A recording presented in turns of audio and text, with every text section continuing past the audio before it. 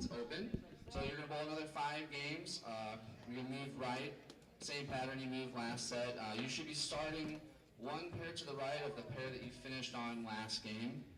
Remember that when you complete a game and you fill out your score sheet, please put your scores into that basket and then take the basket with you. When you finish your 5 games, fill out all your score sheets, put it in the basket, and then whoever you want to designate just needs to take that basket to the tournament office. It'll let us get your numbers out a lot quicker, get payouts in a lot quicker, just everybody's going to be a lot happier. We will start the step ladder finals immediately following. Randall's going to be one coordinating that. We're going to be down here on 11, 12, 13, and 14 for the finals again. Excuse me. I want to go ahead and take a second to bring a woman from here in St. Louis that plays a big part in the St. Louis bowling community. She runs an organization here that is really centered around women's bowling. Has an event coming up that I wanted to talk about and just talk about her overall reason for doing what she does, and then just tell you a little about herself. So this is Ashley Buford. Good afternoon, everyone. Thank you, Danny. Sorry, I had to catch my breath. I am 9 months pregnant, so excuse me. But a couple of years ago, I had a vision, a dream. St. Louis, we really didn't have anything for women to bowl. So I wanted to start something for women specifically. And I told the proprietor, which is Dan Beeman, who now owns St. Charles Lanes as well, that I wanted to just do a women's event just to have women. If I could get 30 women, I was excited. He said, well, if you get 30 women, I'll add to your prize fund. Well, that turned into 9 other proprietors in the area wanting to do the same thing to start us. So I started something called Crown the Queen. So that I wanted 30 women, I ended up with 112. This step ladder, and I didn't change from that. I didn't want to do anything like anyone else's event. I didn't want to compete. It was just something that I wanted. 6 and 27, is Ashley Pumpkin Dominique. And if you want to get in, I can take up to 20 more spots just to get to goal. But well, goal is 4 more spots, but I can take up to 20 more entries. If you are interested, come see me, inbox me on Facebook, let me know. Again, that event is the last weekend of September. The Queen's date is September 27th. September 27th. So I'll be in the drop baby by then. So no worries, I'll be ready to go. But if you guys want to come, it would be greatly appreciated. But again, I'm just all about uplifting women. It's really awesome. Like, I really support Danny on putting on together something just for women. As you know, we always have to compete in events with men, and we need something just for our own self. So good luck to all of you guys. I wish you all the best. Good luck. If you guys want any more information, come see me or follow me on Facebook, and you'll see all of the events. All right, thank you, Ashley. All right, so we are going to go ahead and kick off practice. You're on a short pattern, 35 feet, it's Beijing. On your scores, you're going to have to enter ABC to go ahead and get started, and you're ready to rock.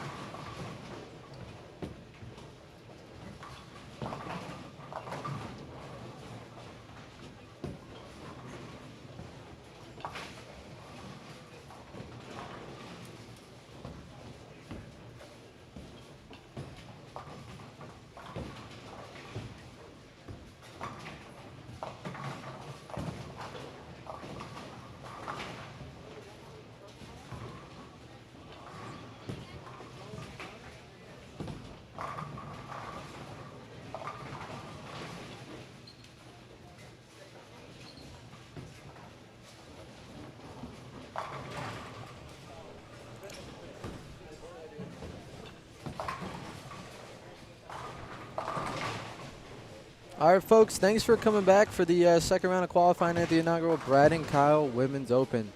These ladies already bowled 5 games this morning on a long pattern. They're coming back here to bowl their second 5 games. We're bowling on a short Beijing pattern, 35 feet. And it should be exciting. After that, we're going to cut to a top 5 step ladder. We'll actually be doing a dual pattern for the step ladder. They will be bowling on a different pattern on each lane. We'll be covering it all for you. Chat, thanks for following us. We're about 350 people. We had quite a few people in here this morning, a lot of people last night. Thank you guys for your support. Share it with your friends, share it with your family. Really appreciate it. Keep us entertained. Right now, to run through the standings a little bit, and if you want to check standings on your own, we are updating them on the Brad and Kyle Facebook page. So if you want to see a live list of what's going on over there, feel free to check us out on Facebook, Brad and Kyle. Right now we have Julia Bond in first at 36 over. Sydney Brummett second, 29 over. Third, Brandy Branca, 21 over. Diana at plus 11. Jen Higgins in fifth at plus 10. Haley Richards, plus 1. And that's going to round out the plus ladies. There's only 6 of them after the first block, so scores are pretty low. It was hard. In 7th place, we have Shannon O'Keefe at minus 16. 8th place, Maria Rodriguez at minus 19. Tanya at minus 22 in 9th. And rounding out 10th place is Brianna Cote at minus 28. So scores are low, but there's a lot of ladies that still have a chance. I believe all the way down to around 19th place is only, looks like 71 off the show. So 5 games, a lot can happen. We're on a short pattern here. Beijing, you're going to see a lot of ladies playing to the right. The oil length of the pattern is not as long for all you people watching at home. If you have any questions about the pattern or anything, let us know. But you're going to see a lot of ladies playing closer to the right, maybe using some urethane, some duller reactive balls. And we think this pattern is going to play a little easier than the pattern this morning. So I want to take this moment to thank our sponsors, Bowler Depot. If you guys have been around the chat, you've heard us kind of plugging them quite a bit, but they really did a lot to help us make this event happen. They put a lot of money into this event today. We're able to pay a $4,000 first place prize. We're also doing a giveaway. The giveaway link is in the description of this video, so please, please, if you haven't already, click the link. Check out the giveaway. You get to pick between me or Brad's Arsenal. 3-ball Arsenal.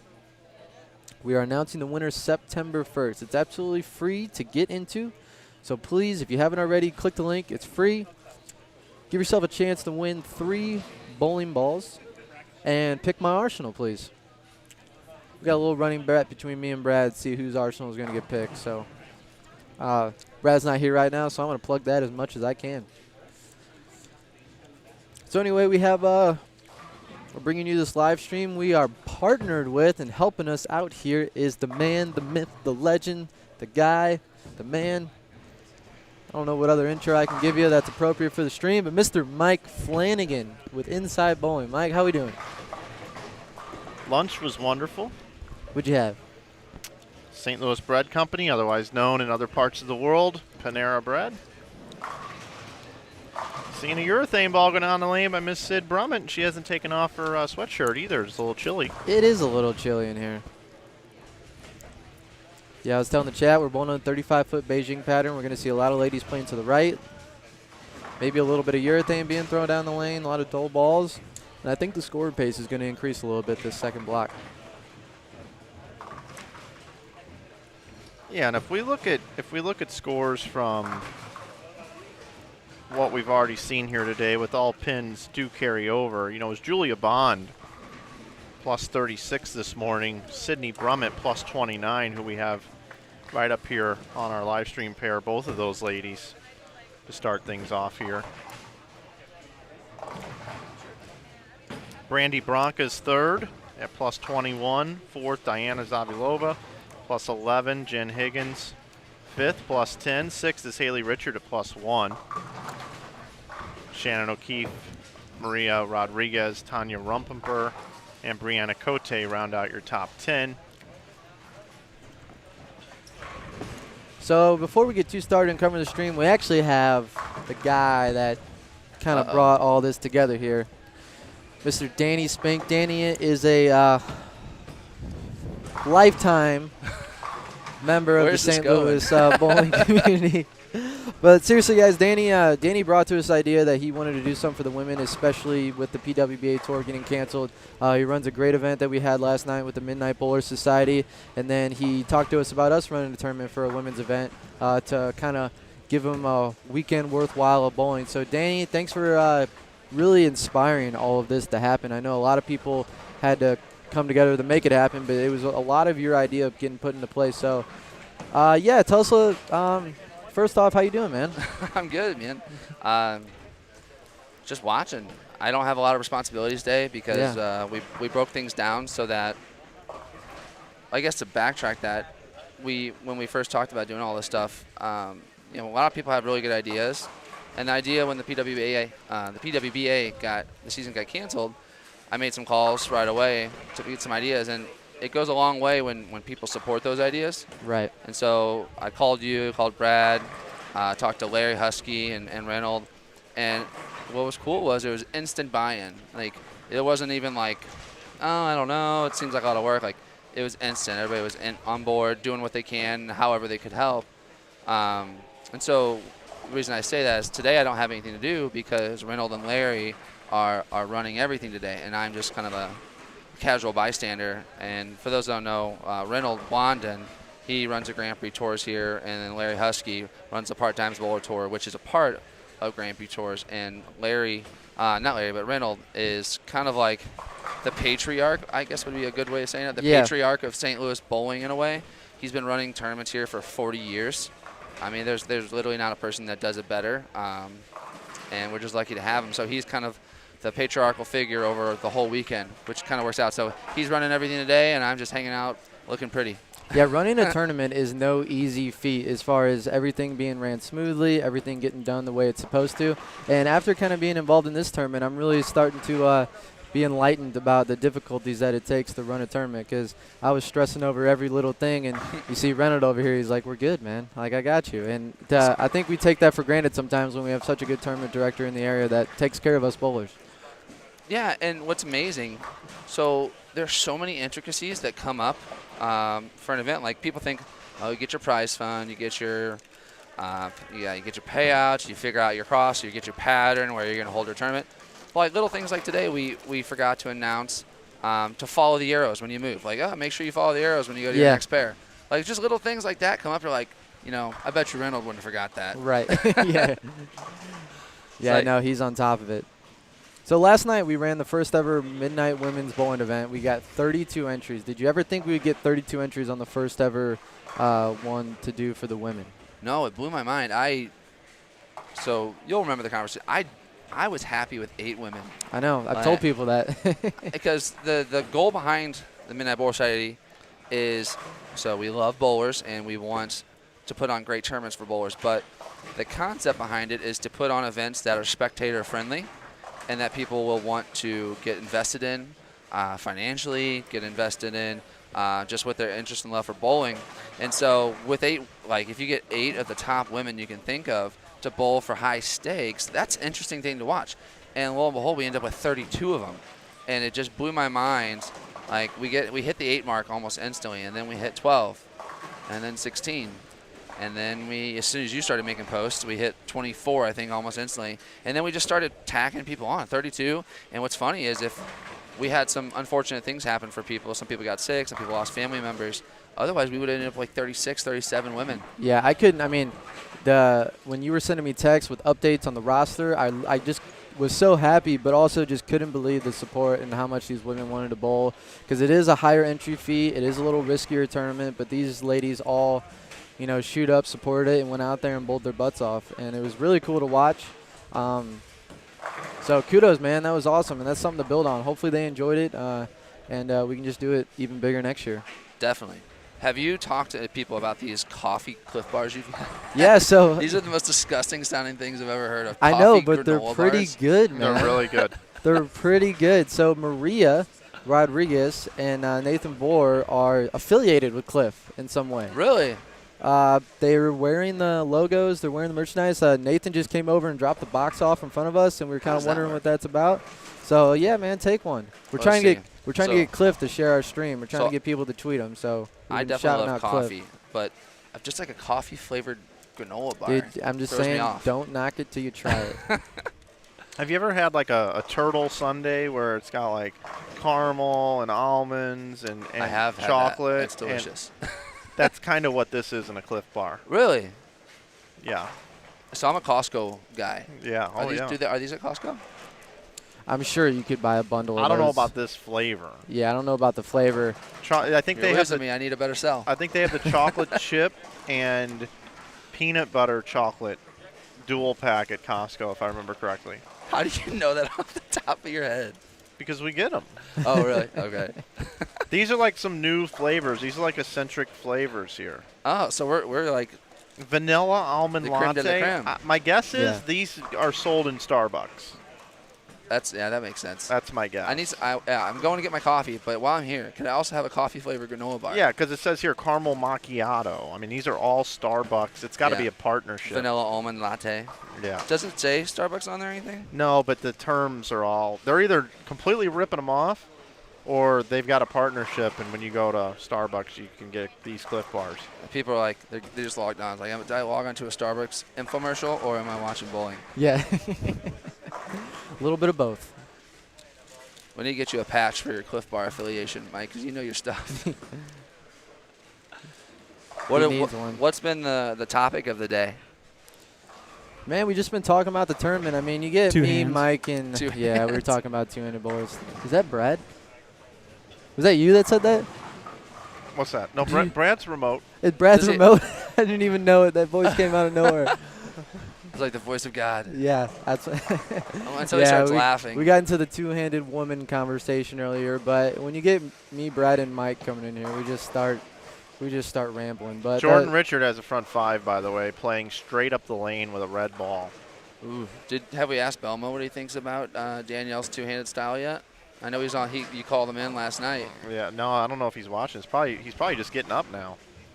All right, so I got a couple observations here. Verity's throwing a pitch purple. It's one of the only I think Erin McCarthy just is now putting away her black hammer. But other than that, I don't see any urethane going down the lane.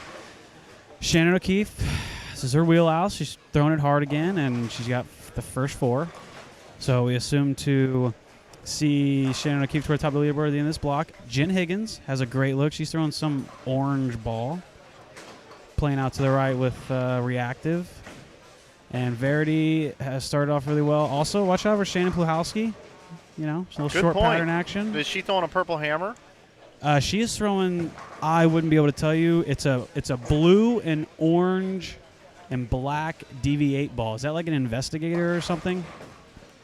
It could be. Brad, there's a bet there. Intimidator. So how strong are you feeling about Shannon? O'Keefe? No, Pulaski. She's sitting 20. Is that right? 24th. 24th. At negative 107. I'll take it. 130 outside of the leader. What are you thinking? It's not looking great. I'm not a rich man, so we're talking like a $10 bet here. Yeah. 'Cause, Who do you want? I'll take. Ooh. So you're taking Shannon. I'll take the field. What are the odds?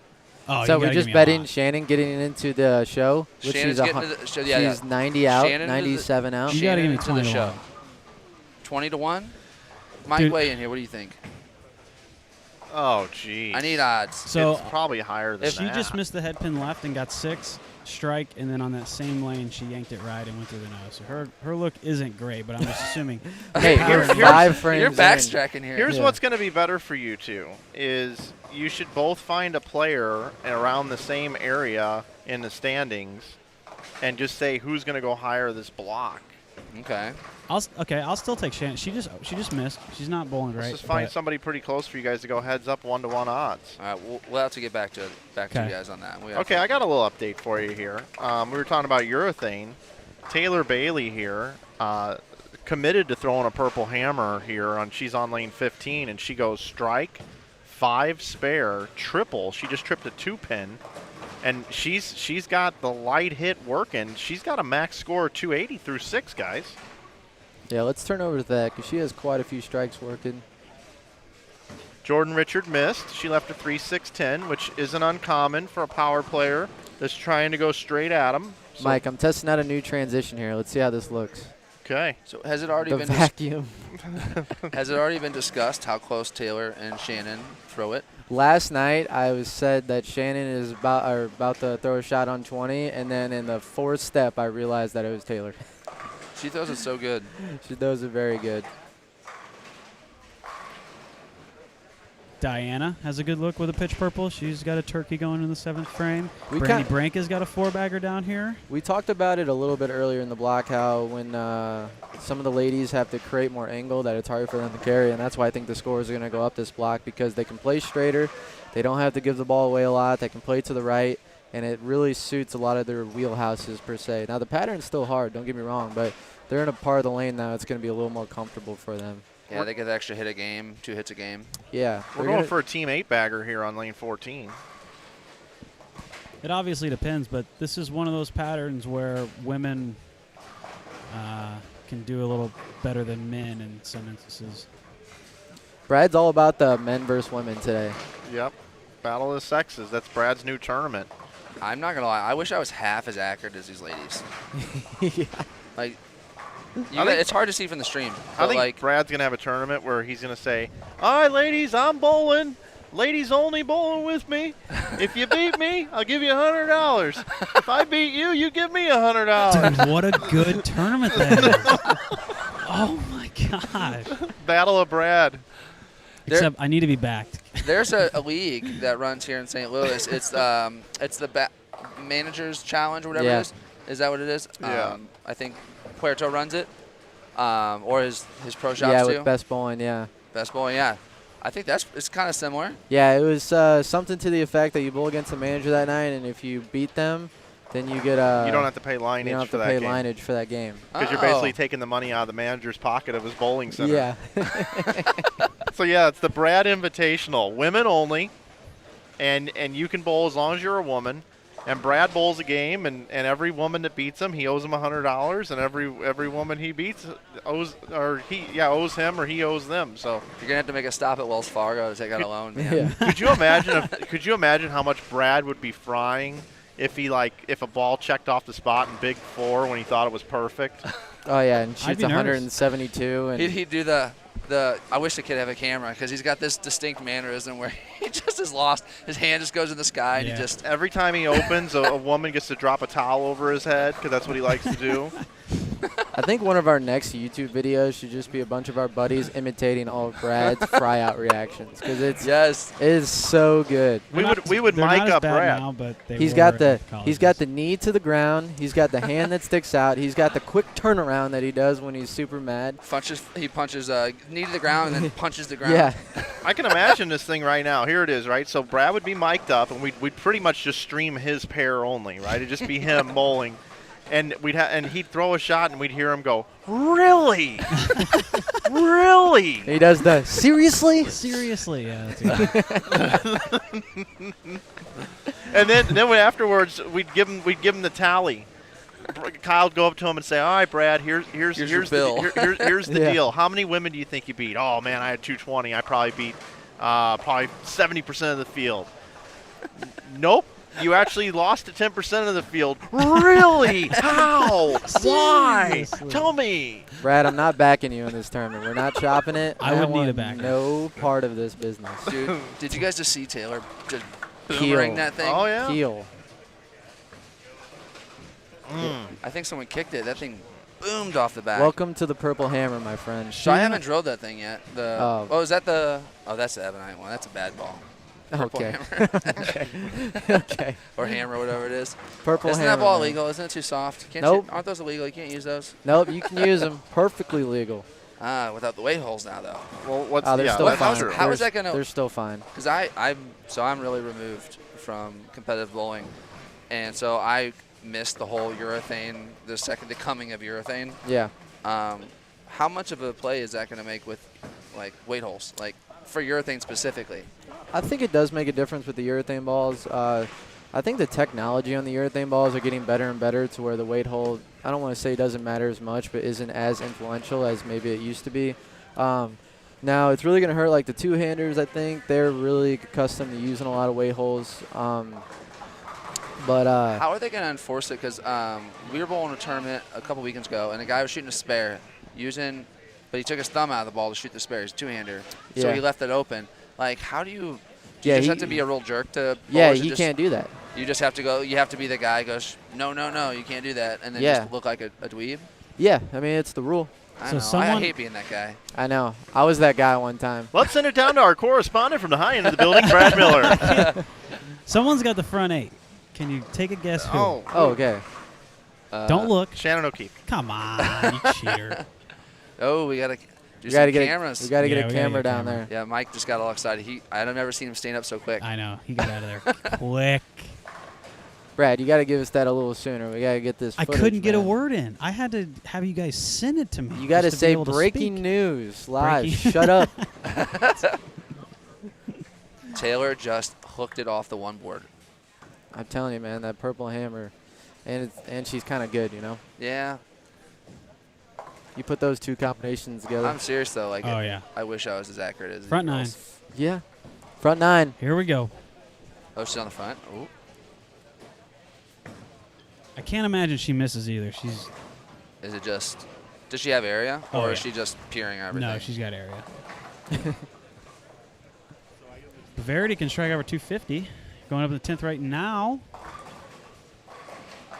Boom. So Verity with another strike in the 10th is going to be in 257.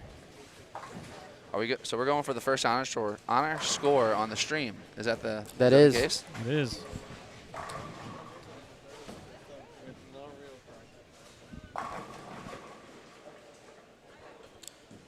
Yeah, it looks less. And from the sounds of it, we're already seeing the scores increase quite a bit from the first block, which is good. I kind of like that. I kind of like having a harder block and then girls kind of chasing some scores at the end here. Mike's trying to get his camera ready to go capture this possible perfect game. Talk about a pressure situation. For Mike. Mike, yeah. His hands are shaking. I can see him. Looks like he's in an Eminem song. And Shannon O'Keefe has front 9. She was minus 16. She was 7th. Yeah, she's gonna jump. 2 spots out of the show. And now she has probably a good chance to be close to the lead, if not take the lead, if she can finish the game. So we talked about Board Depot in a while. We have plugged them every chance we can get, but it's never enough. They've done a lot for this. To be able to put a prize fund together to attract the ladies of this caliber, it goes a long way. Well, like putting your money where your mouth is a big deal. Like it's one thing to say, yeah, I can support you. Let me know if I can do anything. But to like just put $5 grand on the line, like I support Yeah. you, and to not know for sure you're gonna get anything out of it either. Like Yeah, exactly. I mean, it's $5,000, man. it's not like you're paying for something like something from Walmart. You get something for your money automatically. Right. We had Brandy Branca with a 226. Nice. How Brandy's much killing time it. do we have before Shannon's up? Margie Giss has 1 shot, and then Shannon is up in the 10th frame. All right. Margie Gish has 1 shot, and then Shannon will be up. You going down there? Brad, do you have your phone on you? Yes. Okay. Oh, there we go. Mike's got Mike. I think he just Mike has connected his mic. And but he's you- got performance issues. Brad, you might want to videotape this as well. I got Instagram up. Cool. Uh-oh. So Verity Crawley, 256. There we go. Are we gonna catch it? I Looks think like we're gonna Diana's catch it. going to shoot 230. So guys, we have the live camera coming at you. There it is. Is it? Do you Oh, guys see where'd the it go? Oh, we lost connection. lost with it. connection? Just get a little closer. Did he bump it? Oh, there we go. No, that's a Can you different. guys see it? It's a different camera angle. That camera is still down on the screen. Still down. Still down. Hold up.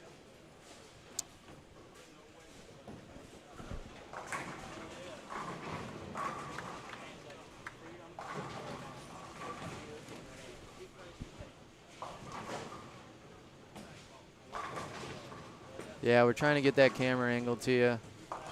But we believe the camera might be a little too far for the connection since she is at the other end of the house. Yeah, Brad, can you have him move back closer to us, you think? Uh, oh, he's already back. He's already.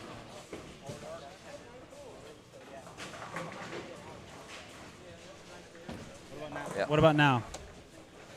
I don't think there's. It's still connecting. Yeah. Yeah.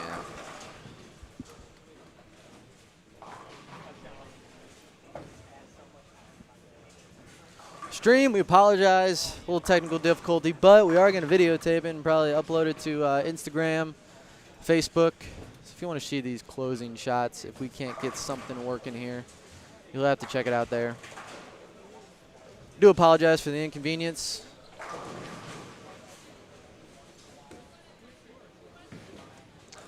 Nick is used to being disappointed.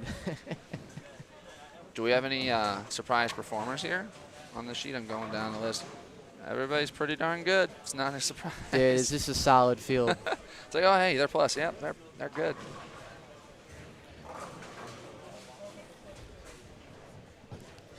Yeah, there's not too many names in the field right now. If they're having a lot of success, you'd be like, oh, okay. It's pretty stacked top to bottom. So Jordan Richard had 233, assuming a strike in the fill ball, and she threw it in the gutter for 223. Oh, no, that's heartbreaking. How big is the competition between the Richard sisters? Are they pretty competitive, or are they like just completely disinterested in competing with each other? I don't really know. I mean, I'm sure isn't there always a little bit of competition in sibling rivalry? Yeah, there's got to be. Well, your brother is how much older than you? Oh, they're way older, 12 and 16 years. And I never really bowled. They didn't really bowl as much as me. So they bowled a little bit, but by the time I started bowling a lot, they were kind of out of bowling. Right, so there's, okay. I say my brother's just a little younger, and yeah, he bowls way more than I do, but. I was going to say, my biggest rivalries were you and your brother growing up. I'm like, all right, I got to beat these guys. Yeah, I was lucky I was older than you, because I wouldn't have won as much if you were the same age. Like, they throw way too good. I got to step my stuff up. How are we doing on this front nine situation down there? Donald said to watch out for Astrid. Apparently, she's putting some numbers up. I don't know where she's at, though. So our camera only goes about 14 lanes away. We can't really get much further. We couldn't get down there, but Shannon bowled 288. 288. Yeah, high game on the stream. Well, not really on the stream. Close, though. Yeah, almost on the stream. Almost on the stream. I'll tell you what, 27 through 30, man. That's a lot of scores coming off those pairs last night and today. What do you? So you guys are a lot more around bowling than I am now. What do you think causes that? What do you think the reason is? Topography. Yeah, lane characteristics, topography. Flat gutters. Well, sideboards. You've been around the city a lot more. So when they bought these lanes, I know they're old, but they all came from the same place, right? That's because I know 1 through 8 was added a long, long time ago. Yeah, so the under lane is different on 1 through 8. 1 through 8, okay. Like the way that, you have one group come in and install 24 lanes, and then years later some other group comes in and installs 8. It's not the same install crew. Yeah. They have a differend way of constructing it. It's like one builder against another builder. Yeah, that makes sense. If you have McBride Homes build your house and Olson Homes build your house in the same neighborhood, they both have their own ways of doing it. But they're both houses. I appreciate you breaking that down for me, Mike. How else you want me to bring an analogy into that? Well, I'll break it down even more. It was flying real over my head, and you brought it down right to my forehead, so I got it. Look at these hot dudes. All of them behind us? I look like I'm wearing an ascot. I look like Fred from Scooby-Doo. Brad Miller right there. First time my head's ever been cut off in frame. Yes. That's true. How many of these Bowler Depot hats do we have left? We have a bunch. You need to sling a few. I think we need to start giving them away. There's not enough people wearing Bowler Depot hats. I feel like I need to run out to the car and just start passing them out. Coming up on game number 2, I'm going to slide out of here and let Brad slide in. Yeah, Brad, you look like you should have been a doctor in another life with that mask right there. Yeah. I know. I probably should have been. I mean, wouldn't you want me doing surgery? Brad's anatomy. Some sort? Something important? I don't know if you handle pressure situations very well, Brad. Did you see that first shot I threw at the Midnight Bowler Society this year in the 10th frame? I want to go back further than that. Do you remember when you had to strike out for our Baker 300 in college? You were throwing a Nexus. Do you remember that? Long time ago. That was kind of. Oh, I remember. Did I do it? Heck yeah, you did. You That's peered right. them. They were awesome. Back when he was good. Back when I was good. That's one in college 300 I had. I Hey guys, remember that. Eddie Bird offering We some were in nice Ohio. nice insight here. He says, the high end doesn't get beat up as bad. They don't put as many bowlers down there. They keep them closer to the desk. Well, Okay, that's a good point. I was thinking all last night that the high end of the house was definitely slicker. Yeah, to me, the high end of the house plays a little tighter. Lanes are a little more conservative. Lindenwood practices down on 1 through 8, and then in front of the desk, they're always putting a lot of people. So the high end gets a little neglected when it comes to bowling on it. So, Well, what's funny about this center, and you guys grew up here, so this literally quite easily, I don't know how many honor scores a year, but easily put up monstrous amounts of honor scores. oh, so many. Like if you bowl league here and you're a competitive bowler, and when I say competitive, if you average 220 to 230, you could bank on having almost a handful of honor scores by the end of the year. Yeah, definitely. 3 to 5 somewhere. Yeah, solid handful of honor scores.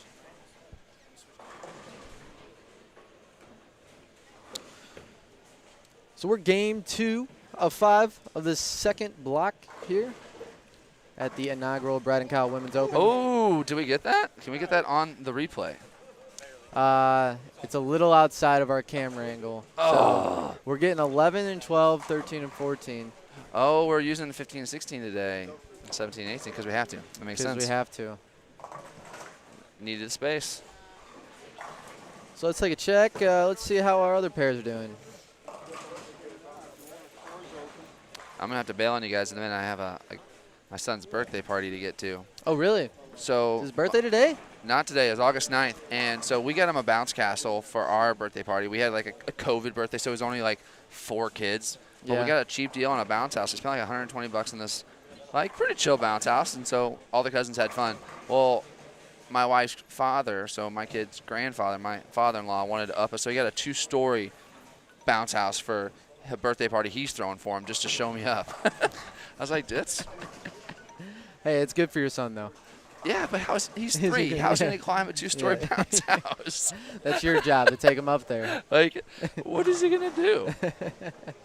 That's funny.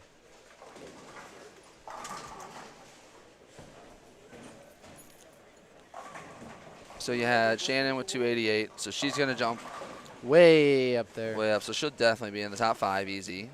And then who else? Do we have anything over Said 250? Jen Higgins had a good game. I didn't see her in score, but she has a great look.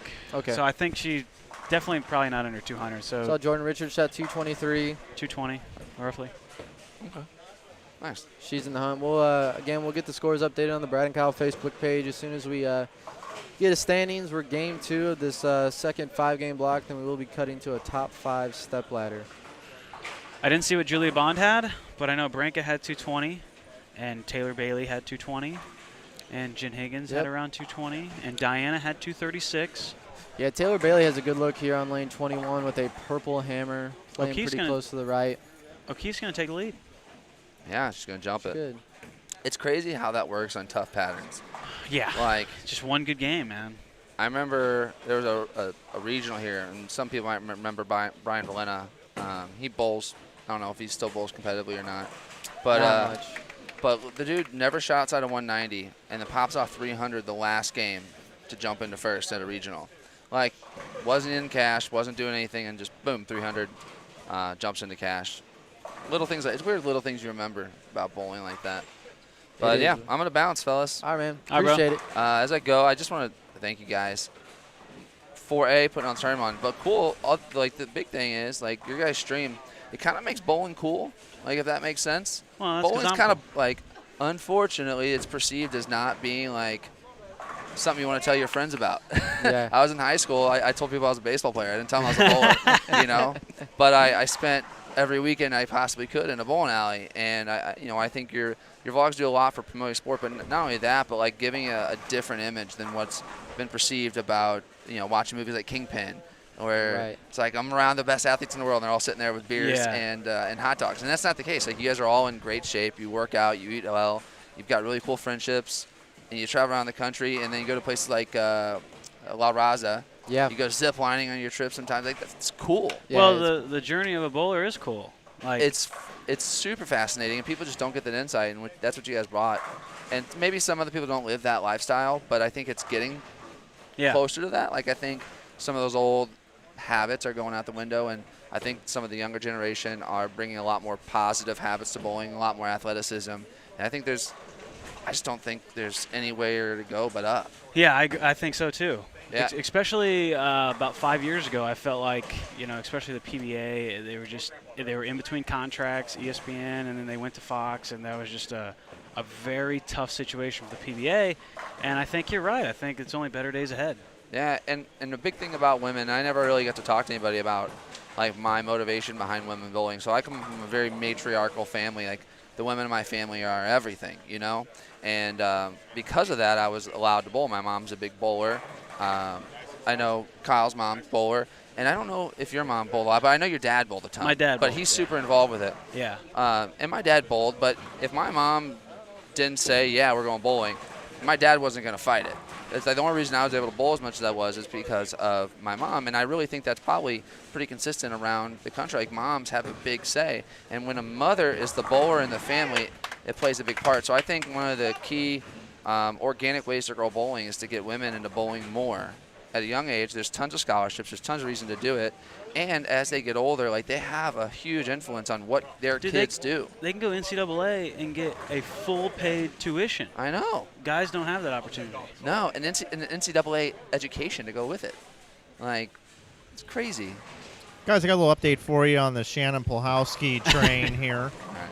We were all talking about she should be throwing that purple hammer, and she didn't. She didn't like how it didn't hook enough in practice, she said.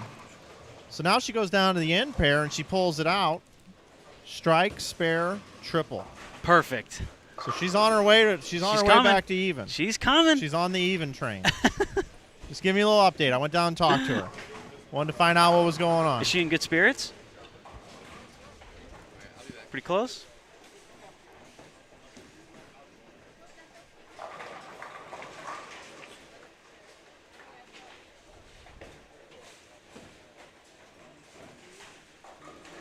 Yeah, it's amazing the history that St. Louis has, just in general. I mean, it's not as well known now, especially in the younger generation, about St. Louis. Back in the 60s and 70s with the Dick Weber and the Budweiser League and the Budweiser team and just how prestigious it was here, and along with the women. And Kyle's mom, Danny was speaking to his mom, but Kyle's mom ran the Women's Travel League. She was one of the better bowlers. She's a great horseshoe player, very competitive. And then when they put together the women's tournament here, there was just so much just positive emotion that goes along with it. You have people going, "Oh, it's like it used to be." And Ashley Dominique just got on the mic and said, "Oh, her tournament, she won at 30 and she filled at 108." And just the amount of support that the women get in this town is really second to none. I haven't, just in terms of like the good bowling cities in the United States, St. Louis definitely goes down as one of them in history, but also on the women's side as well. Oh, yeah. I mean, the women's bowling kind of got lost in St. Louis for a little while, and it was kind of sad. I mean, the center we're bowling at now, they used to have I don't know, you probably remember, Brad, is that mixed trios league that was here. 2 guys and a girl. Yeah. That was late on Monday nights. That league used to fill this entire center. And in the last, 10, 15 years, it really got lost. But, yeah, my mom was a huge bowler, 230, 220 average bowler in the area, and the people she used to bowl with, to name some of the names.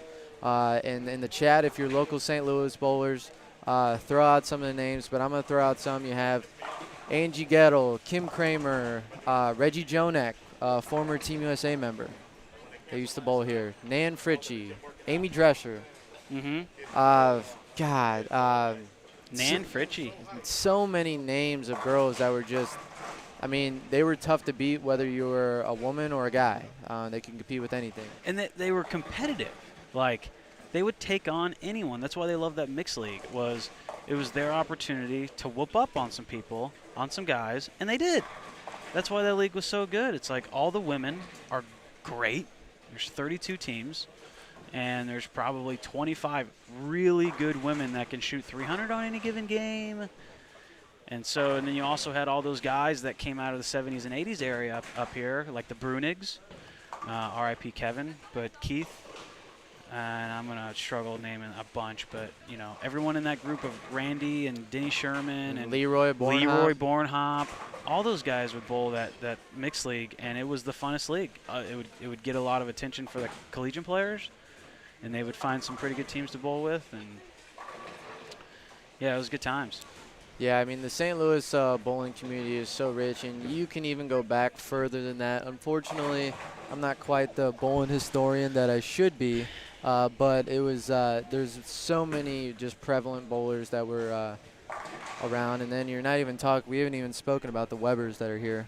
Yeah. But it even goes it goes further than that. I mean, they're obviously the most famous name and and obviously the most accomplished, but there's a long and distinguished list of bowlers that have came out of St. Louis that are just amazing. Steve Wunderlich. There we go. Eddie Bird. Appreciate it. Ginger Grupa. Brad, I think I need to leave you to the chat for a second, and I think I need to go give out some Bowler Depot hats. Okay, go ahead. Okay. Chat, I will see you in a little bit. Thanks for watching. 660 members. We need to get to 1,000, so share with your friends, share with your family. Let's get those viewers up, and Brad, I will be back in a little bit. Okay. I'm going to check my email for that Game 6 update. Hopefully, well, we don't even have it in paper yet, so probably don't have it in email, but we'll get that to you shortly. I'm assuming Shannon O'Keefe takes the lead, and then everything else is going to be pretty bunched around that.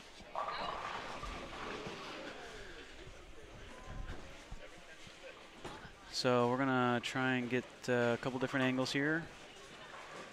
Looks like scores are coming down a little bit, especially on this pair, so we're going to go to the other one, take a look. Looks like we got Shannon Grimm, kind of a future star on the women's side.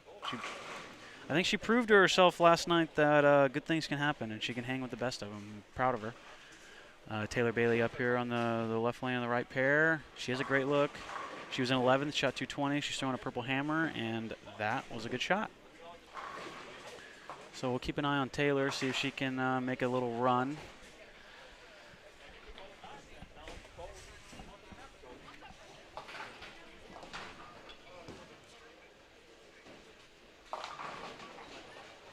Oh yeah, the Burton family, Nelson Burton Jr. I heard him speak this year at the PBA Hall of Fame. He introduced somebody, and he's just a great speaker. I wish I would have been around in that area when he was bowling. It just there's a certain amount of charisma that came out of the 80s. Seriously.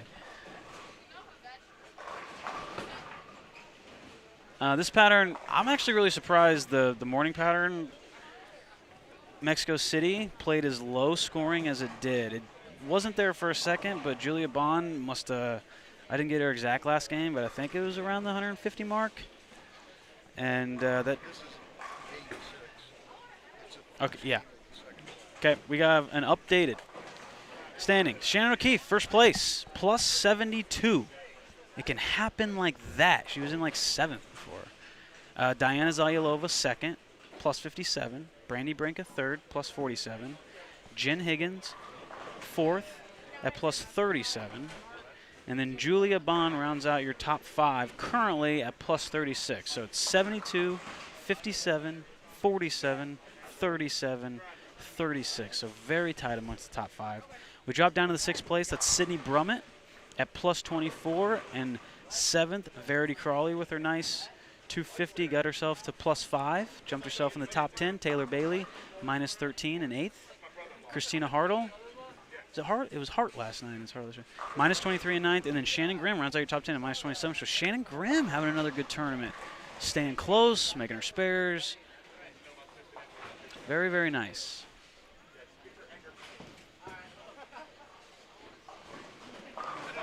How old is the two-hander? 15 years old. That is a gal that Kyle has been coaching.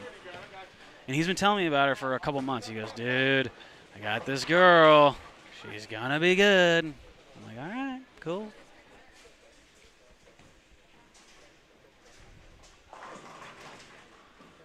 Get a look at Shannon Grimm right there.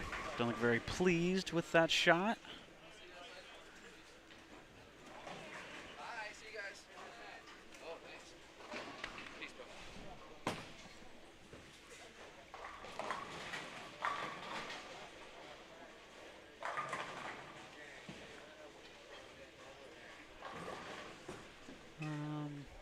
Get a good look at Devera Buckley right there. Great shot by her. She should, in theory, given she's a lefty, a down and in player, and a little bit lower rev rate, this pattern should kind of match her A game a little better. But I don't think she did too bad the first set. Shout out to Devera for bowling last night, getting a few hours of sleep, and then showing up this morning to grind with the best. She's 59 years old. And that's another lady that came out of the St. Louis area back in the kind of the heydays. It just kind of shows the mentality. Like, she's 59, and she's ready to shoot it up. Hop in. Trying to get Mark Henninger to hop in the booth.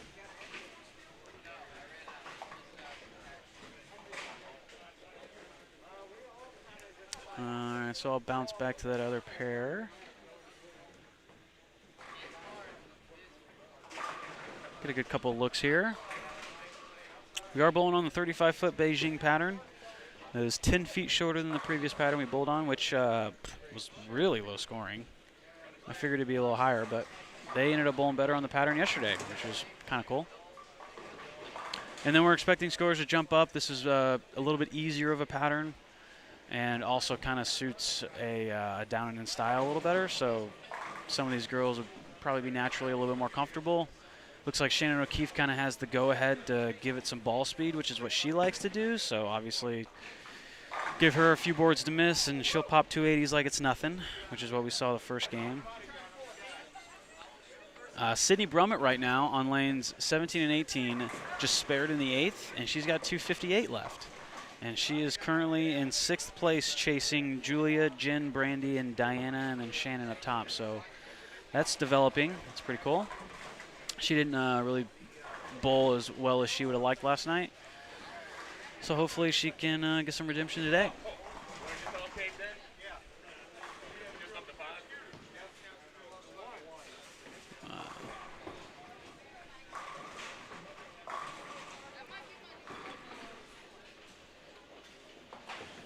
How many revs on the two-hander? I don't know. I'd have to kind of give it a better look. Probably around 500, maybe. Maybe a little less.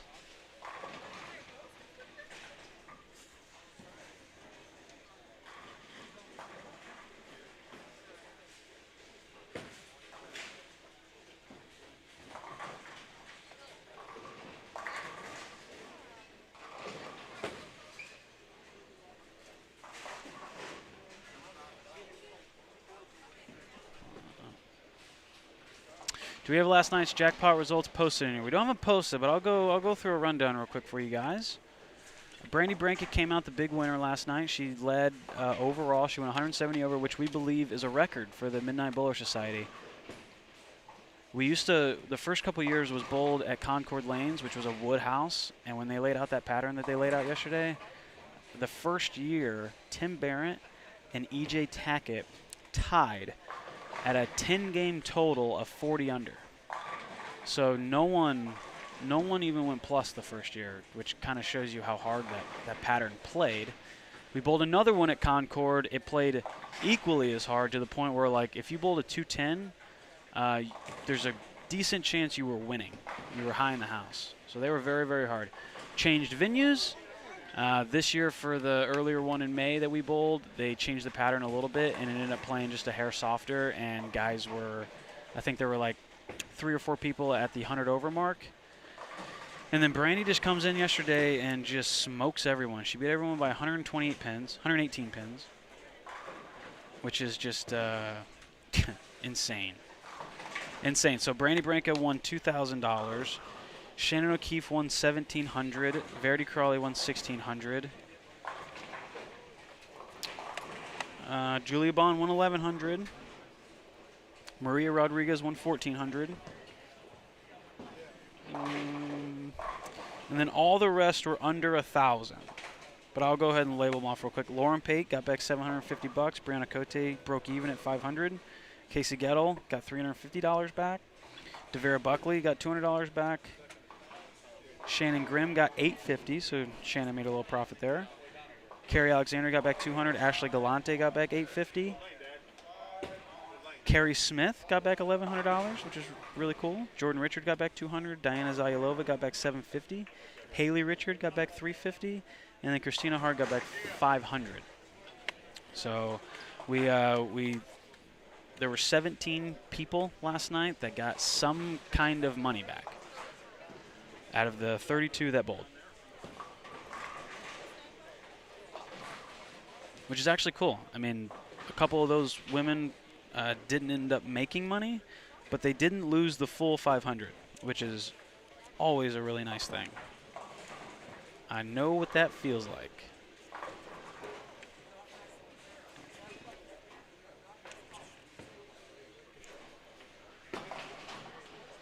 Will Diana get to a stream pair before the finish? Yes. Yes, she will. I think she's probably pretty close. If they're skipping 2, she should be close next game.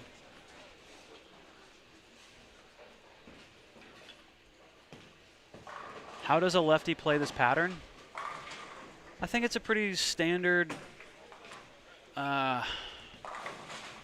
standard kind of lefty line. You kind of get a little bit farther left, and you play a little bit more up the boards.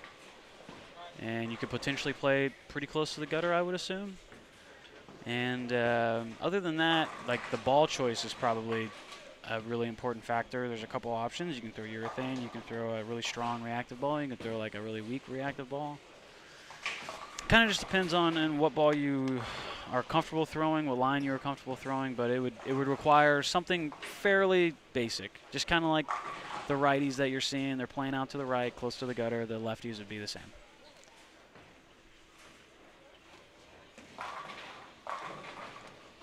Which pattern is it? 35 feet Beijing. And the pattern before was 45 feet Mexico City. So we are expecting scores to be a little higher. They are already a little bit higher than earlier this morning. Cool thing about the scoring pace, the first 5 games earlier is they were really low, but also there's like 20 people fighting for 5 spots. I mean, 19th place after 5 was 61 under, and the show, the 5th place was 10 over. So 19th place can shoot 270 one game and get themselves very, very close to the show. So there's a lot of people really close, which is great because it gives us good content as long as we're, paying attention.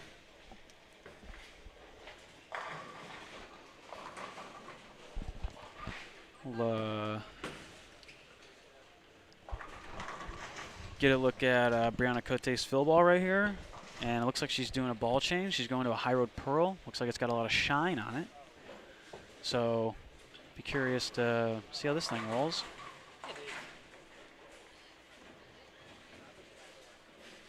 And then we will head over to the other pair and catch a few shots there. Okay. Looked okay. I would assume she's probably going to go to that one.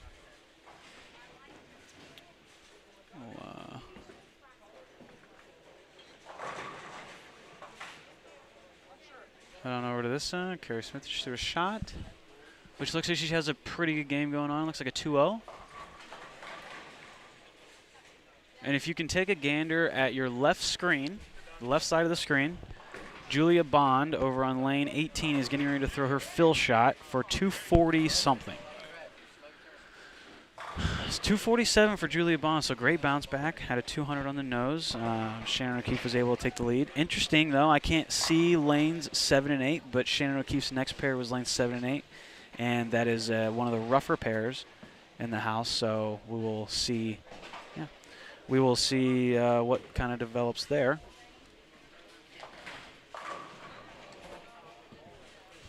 Larry? Hey, how you doing, Brad? Great. How are you? Doing great. Isn't this fantastic? This is fantastic. Yeah. How cool is this? I'll tell you what, St. Louis bowling at its finest. Yeah. I mean, we're getting an opportunity to showcase what we offer here. And, having these ladies here these past few days and the men that are coming in, we got Chris Prather. Got Chris Prather? We got a guy named Brad Miller. Yeah, I know. Kyle Sherman going to be here Yeah, tomorrow. I know, yeah. Tommy Bowling Jones? a big doubles tournament. Yeah. Tommy Jones is in St. Louis bowling I know, a isn't that part-time cool? bowlers tour event. What makes it really sweet for me is not too long ago, this bowling center was in weird spots. You know, Yes. it needed a lot of work done. It was going through an owner change. We weren't sure what was going to happen, how much money exactly was going to have to be spent. It is in a prime location. St. Charles Lanes is 30 seconds from a 10,000 person college, and it's 2 seconds from the I-70 highway. So Very just successful in bowling terms college, of- too. Very successful bowling college Yeah. from this center. So there's a lot of history here, and we weren't sure what was going to happen to it about maybe a year or two ago. And here we are. The approaches are pretty much brand new. They're looking at maybe getting some new lanes. They Yes, got they new are. monitors. They got new scoring system. They got new flooring. They did a New kitchen. lot. New kitchen. New bar. And here we are running a successful women's tournament. And just, Brad and it just Kyle feels came to good. town. And Brad and Kyle came to town. Well, And- Kyle lives here. Well, part-time. Someone You just stole my hat. got white. I got lice.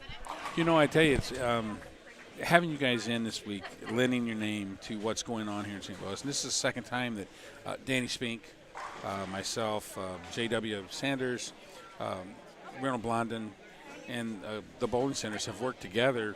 And the last time it was 3 different centers. You know, I mean, it was we had a lot going on. And so, you know, to give as much as we can possible to the bowling community. And there's a lot of moving parts, and somehow it worked. And so now we're back here. Everything's here at St. Charles this time. And I think it's just the tip of the iceberg of bringing bigger events and more recognition to what St. Louis really has to offer. And one of the things a lot of the guys are talking about, you know, 2 years ago, if we'd have told you we were going to have a couple of weekends in a bowling season where it was nothing but sport shot, people would have laughed. And I do mean laughed, literally out loud at us. And now, you know, we're filling events up with those because guys are saying, hey, you know what, I'm going to take it. I'm going to take it. It's a shot at it. And that's what Shea told me last time we bowled. He mentioned, he goes, when's the last time you've seen 3 tournaments in a row? Because we bowled the MBS Friday night, we bowled a tournament Saturday, and then a doubles tournament Sunday. When was the last time you've seen 3 tournaments back-to-back, all 3 of them hard patterns, and everyone actually enjoyed it, and it was a successful event? It's been years. Yes. And then we did it again here. And this scoring pace, I haven't heard a single person complain. You know, it's tough. It's tough. There's a lot of people that have chances right now. You know, some people may have to go pretty large, but they can. It's doable, especially on this pattern. And it just makes for an exciting week. You know, it really tests you, gives you a lot of things to talk about. Whereas on the house shot side, it's a whole different ball game over there. Just strategy, scoring pace. I mean, Right. just the whole 9 yards. Yeah, I think Mike's gonna help me out. You know, my mama gave me a face for radio, so maybe he'll put it back on the lanes here. But you know, I want to talk a little bit about tomorrow. Tomorrow is the Ray Orff 890 Open. It's a doubles event. $3,000 on top. 48 teams here, and 48 good teams. Good teams. Good team, and it's a strong field. But you know, this is a culmination of 2 years of working, trying to get this event to happen. You know, and it was scheduled at another location. You know, and hey, I want to shout out to Brad Pollard. You know, he's at Shrewsbury. He's done some amazing things. You talk about redeeming another bowling center and Speaking bringing of it back. Is that That's did Prather. Prather stopped in? Yeah. Brad Pollard. Brad Pollard, and you know, I mean, what he's done with that center, it was going to be there, and then another big event that doesn't really care what we do in St. Louis. They don't look at, you know, I mean, we're a blip, and you know, a big national drawing event came on and kind of blew that out of the water because Mike can't be in 2 places at one time, and Mike wanted to stream. So I really want to thank Brad for understanding and working with us, and we're still going to keep our original date with him, but he was able to, you know, work with us, and we were able to get in here with Dan, and so, you know, we've got some great owners here in St. Louis that are really doing everything they can to do what's happening to St. Louis bowling, to really build it up and pull it up. But Ray Orff, if you know, growing up in St. Louis, he drilled my very first ball for me in '72. Okay, before he even had the pro shop, went back behind the lanes at Old Western Bowl, and he put the black diamond on the drill press and pulled the lane, you know, pulled the ball out by me. He's an icon. If you hear people from the old days talking, you'll hear some of them tomorrow on Inside Bowling that's going to be streamed on Mike Flanagan's Inside Bowling channel. But you'll hear them talk about how many tournaments he would have won had he bowled full time. In my lifetime, I've never seen anybody then or now that could do what he did with a ball. That's what Rich told me. It was absolutely, it was flawless, and it was so smooth and so incredibly. He was just gifted. Yeah. And you know, I mean, we used to say Ray Orff could hook a marble. You know, and that's a guy when we were talking about the 70s and 80s of St. Louis bowling. We didn't even mention him. That's how many players there were in the St. Louis area in the 70s and 80s. Yeah. So the fact that people are going to come out and honor his memory tomorrow and do this event is really special to us here in St. Louis. I know the Orff family is going to be here. They're going to be in the booth with Mike, talking about. You'll hear some Ray stories. I don't want to give some away because some of them are going to actually be streamed in some commercials.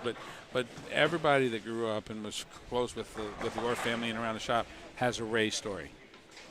I mean, he was one of those guys. He's just one of those guys, and he was an idol, you know, here in St. Louis.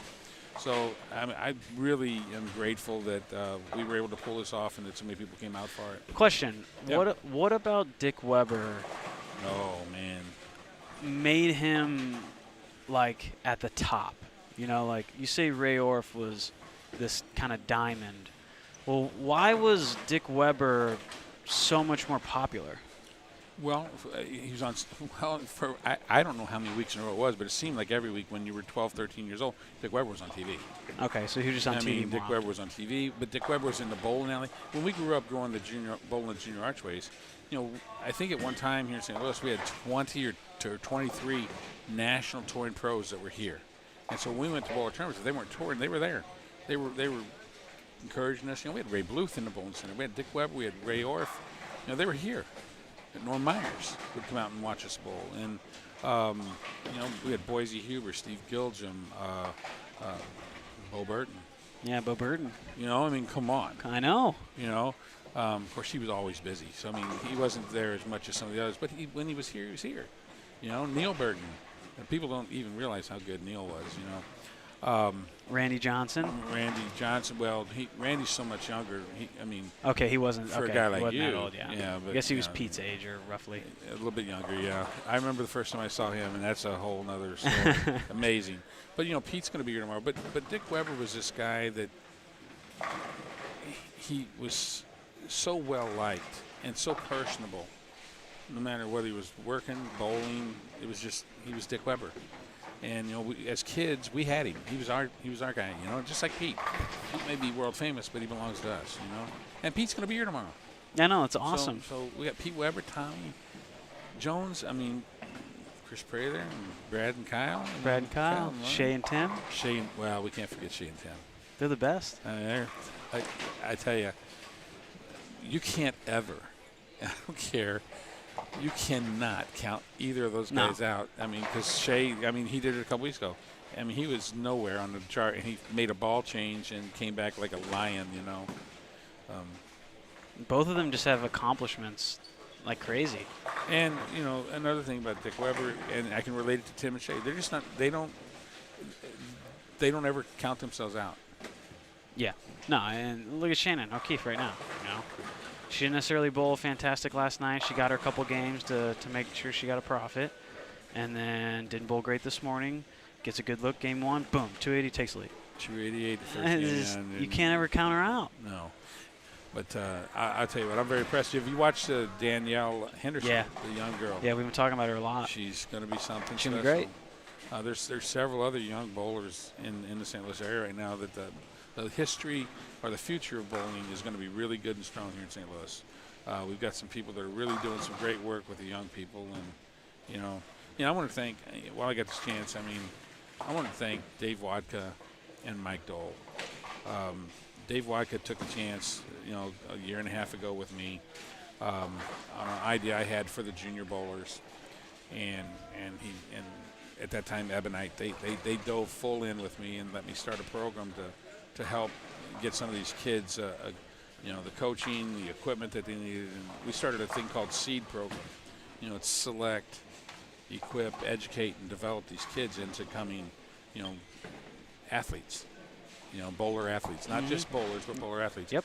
And Mike Dole has carried that on, and we've got currently we've got 6 young bowlers on the program, and they're making some headway, and they've all got coaches, and that's part of the thing. If they don't have a coach, we'll help them find one.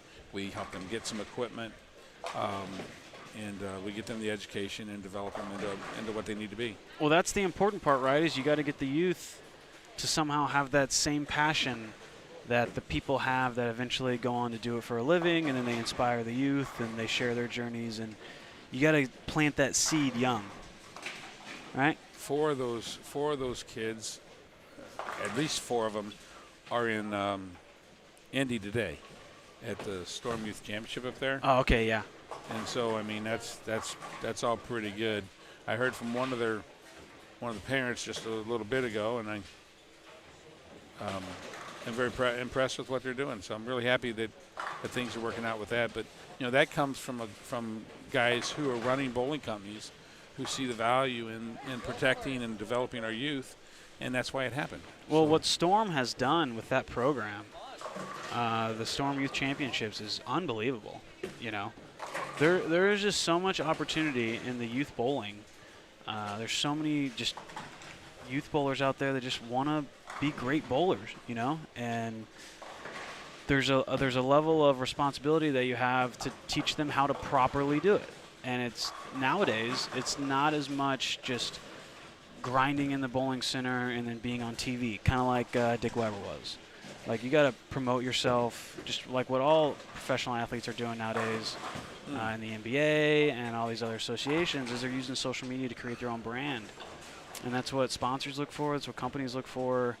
And it's definitely a big transition the past 5 years, but that's part of the game now. And the earlier you can kind of see how to properly represent yourself, how to properly promote yourself, that's key. Well, I'm really very fortunate. I feel very blessed to be a part of a great bowling community, and they've never ceased to amaze me, and just when I don't think they can't do something better, they do. So who we got leading right now? Shannon O'Keefe. Okay. After the first game, we do not have a Game 7 update just yet, but That's probably right behind you somewhere. So you'll probably be getting a notification from Reynolds. Reynolds is another great story here in St. Louis. Do you know that he started running tournaments? He started running the Grand Prix Tour in 1980. that's amazing. And he started this Grand Prix Senior Tour in 98. And so, the Grand Prix kind of outgrew itself. I mean, they all aged out. So that's when the part-time bowler store started. So And we're that's in our when fifth year. Yeah. But you guys have put a lot of work into this. We're trying, and we try to treat the people right and try to give them what they want. And I try to listen to them. The first few years, we made a lot of changes, and because you think you might know what they want, and they'll tell you if they're wrong. Oh, sure. Quickly. But I surrounded myself with good people, and you talked about Tim and Shay, and I got him, and I got John Marsala, and I had a guy named Jerry Dwiggins, who you'll see tomorrow. And Stud. oh my God, Can strike with the best of them. Yep, and I've got Jen Halferstay for the ladies standpoint, and Devera Buckley, and then of course got Terry Jones. Terry Jones is, I can't say enough. I just call him Legend. Yeah. Good morning, Legend. He has a way of composing himself that's awesome. And he can strike. And he knows how to win. But Terry's a guy, even as much of a competitor as he is, he's never out of the let me help you mode. Yeah. And if he sees you struggling, he'll even compete against you. Yeah. He'll encourage you. Yeah. And give you maybe, hey, come on, maybe try something, and that's just something that we don't see a whole lot of anymore. But I surrounded myself with those guys and got to know them well, and I actually have them give me advice. If I tell them, I'm giving you. You see something you think I might need to change, don't hesitate to tell me, because I want to do it right. Yeah. and that's good. But that just kind of shows you his composure. Like, even in a very high competitive environment, he still sees the greater picture, which is something I haven't been able to successfully do very well. But there are guys out there that can do it well. Well, I wanted to tell you before I get off here, last night there were several of the younger bowlers that were here last night, and they didn't hesitate to jump in and get pictures taken with and comment and tell the people that, you know, how much they were grateful that they were here. And one of my seed, I'll call her a student, one of my seed members, Caitlin Ennis, was, she's a fairly huge Aaron McCarthy fan. Yeah. And she got to meet her, and of course, she, knowing Jen. Oh, there you go.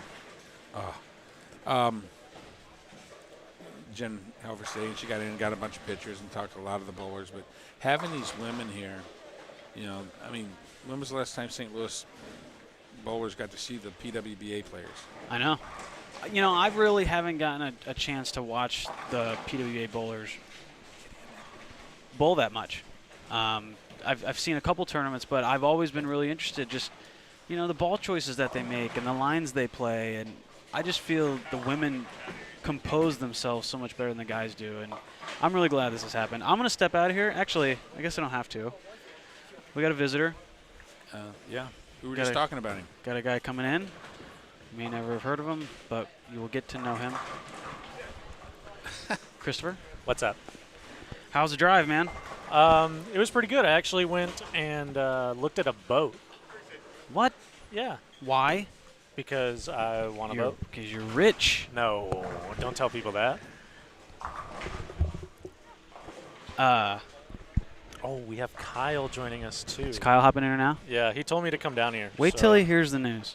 Oh, he already knows. He already knows? Yeah, I told him the other day. Kyle? Sir. Chris is buying a boat. Correction. He bought a boat.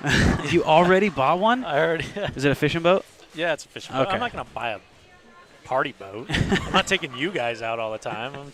Hey, you know what? If we have a boat, a body of water, and a six-pack, that's a party boat. But yeah, my father-in-law has been looking at boats for I don't know how long, a couple years now, and my mother-in-law was like, you don't need a new boat, just fix the one you got. And I was like, well, I am going to be inheriting said boat in 20 years. Whenever, when you die? Yeah. I mean, that's how he worded it. He's like, nobody else is going to want it. How morbid so is that? Why don't you get a boat that you actually are going to want in 20 years? And I was like, all right, we'll go 50-50 on it. So I just got done looking at it over in O'Fallon, and now I'm waiting on the guy to call me back about putting a deposit down and holding it for us. Nice, man. Well, congrats, dude. Well, if you guys don't know, Chris is a big fisherman. So he's been talking about buying a boat. He was going to buy some giant kayak at one point. I bought the you kayak. bought the kayak? Yeah, I got the kayak. Yeah, when you have Chris Prather money, you can have multiple boats. Multiple. Well, see, the so difference. What happens when you crush the PBA Tour? The difference is the kayak doesn't take any extra money to it's maintain. Just there, right? It's just there. I just got to keep it clean. So at some point, you got to take us all on the fishing boat. Okay. It'll be part of the vlog. Take you on Lake Michigan. You know, I went fishing with Prather one time in the back of one of our Airbnbs. He hated it. It was freezing. Oh my God, was that cold, dude! Like I was actually like I kind of want to fish. I fished a little bit when I was a kid, and you know, I'm not like exactly a complete stranger, but man, that wasn't for me.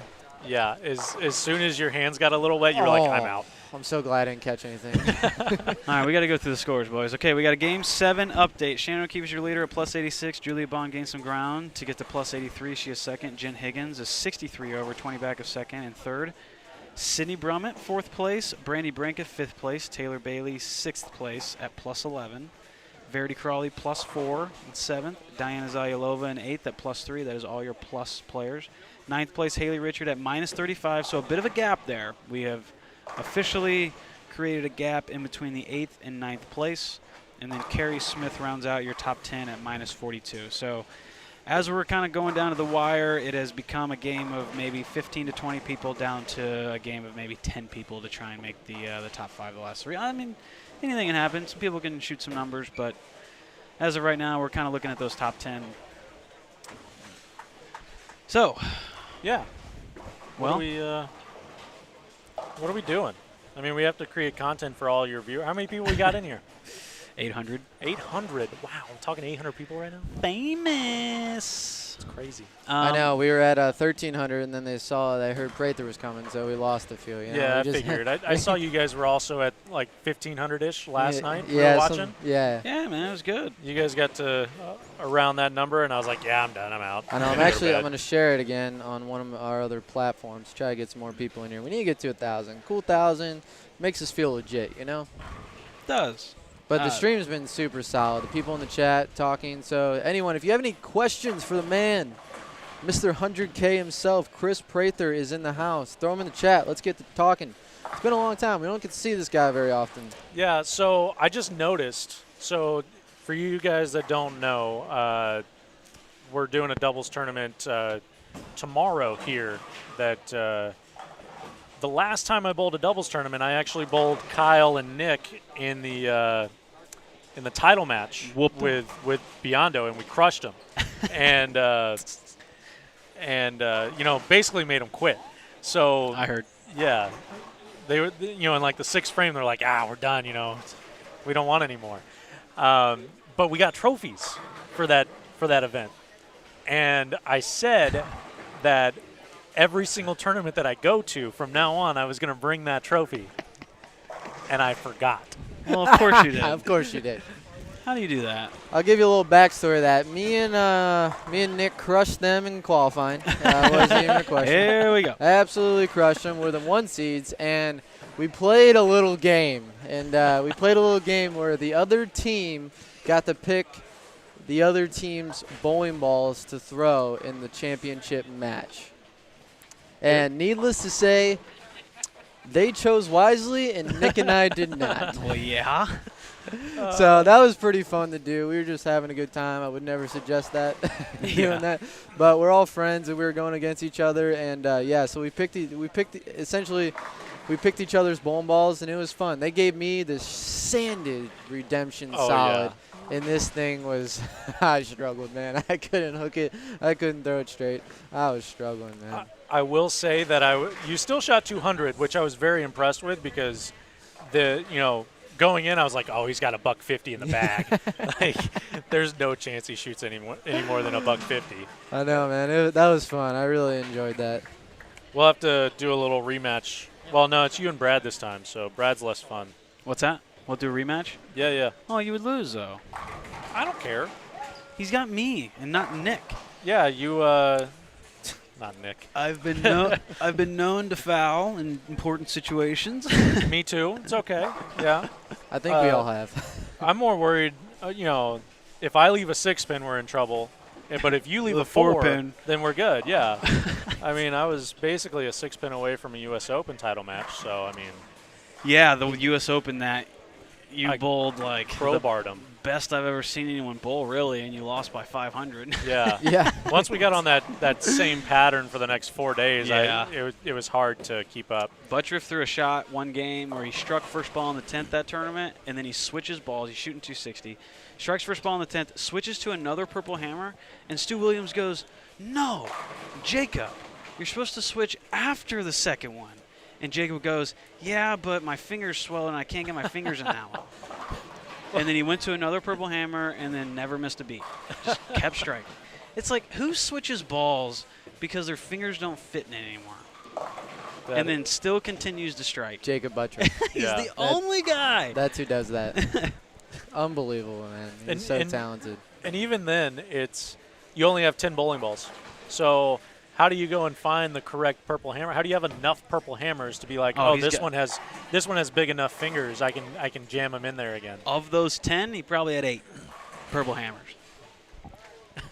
Wouldn't be surprised. Wouldn't be surprised. Hey, Puerto.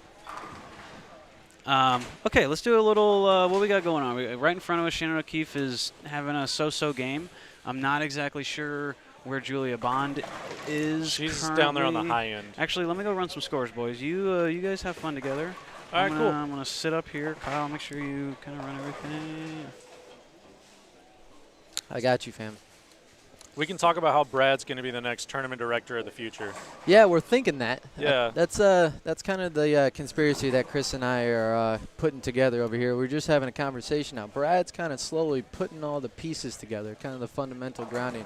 You know, he's the president or whatever it he's on the player is. committee. He's the head of the player committee. Yeah. And, I mean, he's the one that's essentially, if anything's wrong, we blame Brad. Right. But, you know, we do he's that anyway. Yeah, true. So it's a perfect position for him. So he's wheeling and dealing his way in there. Then he created this platform called Brad and Kyle. So now he has a platform to stream and get an audience out there. And then now he's starting to run this women's tournament. I think Brad's wanting to take over the world and be the new primetime tournament director for bowling. Yeah, exactly. And, you know, who better than a guy that likes to talk a lot, make people happy, and loves bowling? I mean, you were just telling me last night he wouldn't shut up. Oh, man. I was so tired after the stream because Brad's a lot more conditioned in the stream than I am. He likes doing it. I'm normally the one, I'll be videoing, and I'm a really good spectator. I like spectating. But I don't mind doing the stream. This has been a lot of fun, but you better believe I was tired last night. Yeah, and imagine how all these women feel. They were got done beat. bowling. What time Oh did they my God. finish? It was 1 about, it was close to 1, a little before 1 o'clock. And then they woke up early this morning, started bowling again, 10 games. Oh, my God, it's brutal. So, but they're used, like the girls that do this for a living, PWBA Tour, they're used to it. Yeah. It's not easy, but you're used to it. But, yeah, man, we were driving in the car, and I was ready to fall asleep. And then Brad is just going a million miles an hour talking. Like, just spitting out all these ideas and how he wants to change the world. And I'm like, I need you at about like a 2 or a 3 right now because you're at a 9, and we need to come down to my level for a second. Let's recap this tomorrow. But where's Ashley Galante at? She just shot 244. Ashley she Galante just moved down to the low end. I saw her walk by. 11th? No, I mean, like, what's her place. number at? What's her score? Ashley Galante, 20th place at minus -107. Okay. So she's Down there a 60 under with 2 to go. 2 to go.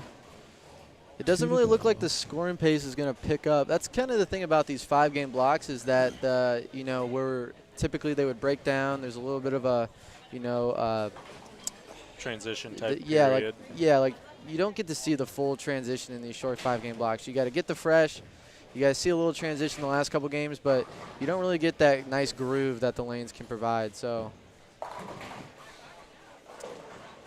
And with it being, this is a shorter pattern than what they bowled on earlier, and this is Beijing. Yeah, 35 feet. 35 feet. So, I mean, Beijing is one of the harder short patterns, but you get lined up, get the right ball in your hand, you could shoot 250, 250 real easy.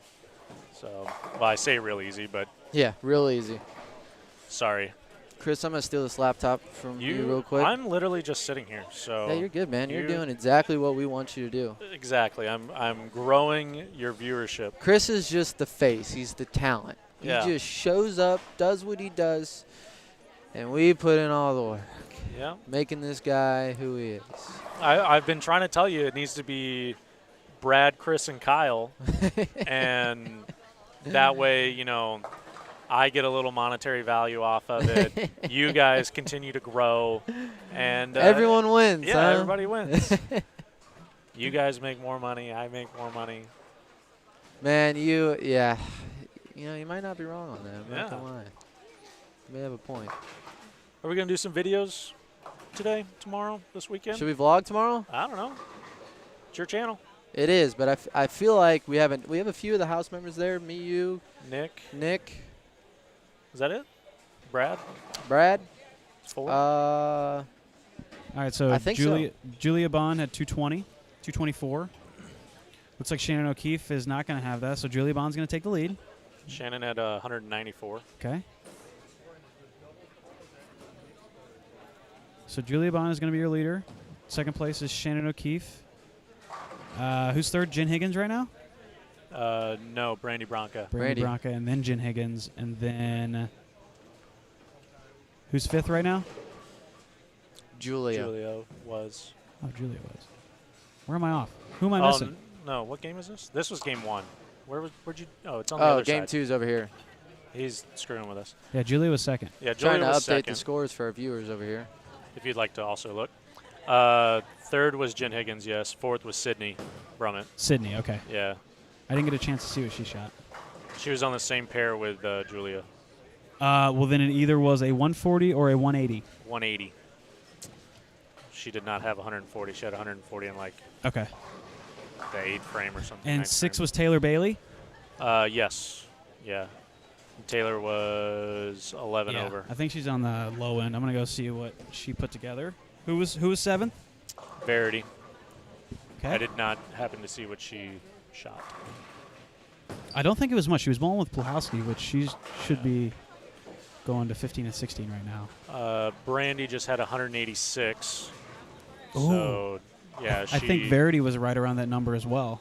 Verity was so Brandy's going to drop to what is that? It's minus 14. So she's going to drop to plus 8, and Verity was plus 4, and then Diana was plus 3. That was the last plus number. I did not see what Diana had. And Taylor Bailey shot 203.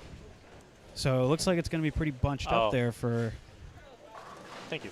a couple players going down, a couple players coming up. I was just informed by Shannon Plowski that Diana just had 240, so she's going to jump up into the number. She'll jump up to 3rd or 4th because nobody else had 240 as well.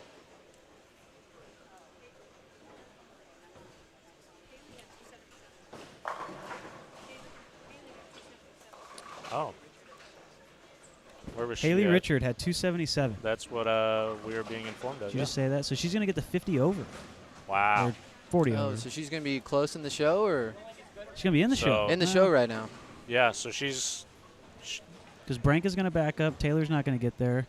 Sydney's going to back up a few pins. So she's going to go into 4th, assuming Jen didn't bowl too bad. Right. So that makes Diana 5th, depending on... Because Sydney's going to be... What'd you say Sydney had? 188? So she's at 47. So I think Diana and Sydney may be tied. I'm not sure what the last digit is on that 240, but I know it's 240. So right in front of us, kind of on the camera pairs, we have Haley Richard, Diana Zayalova, Jen Higgins. That's 3 players just in those 2 pairs, right in the mix.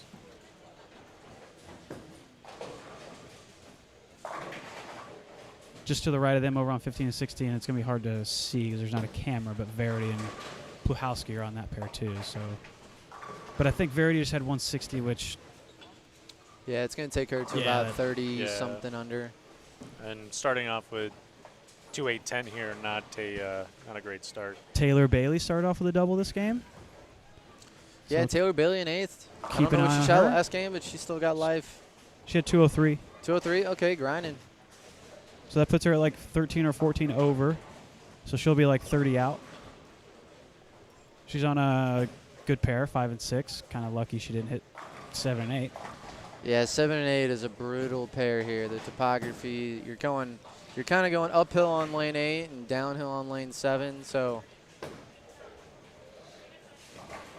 it's kind of hard to carry on lane 8. It's a good lot info of ring for later. turns. Appreciate it. Got you, fam.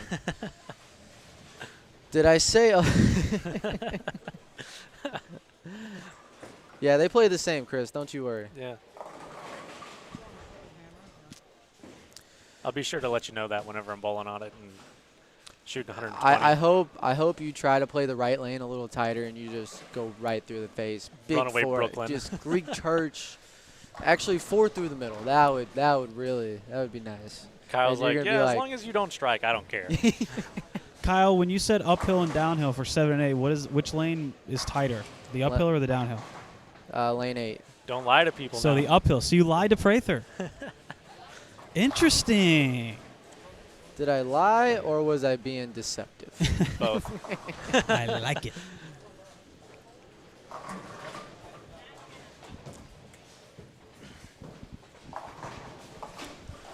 Okay, sluggish start for Diana. Spare and a 2-8-10.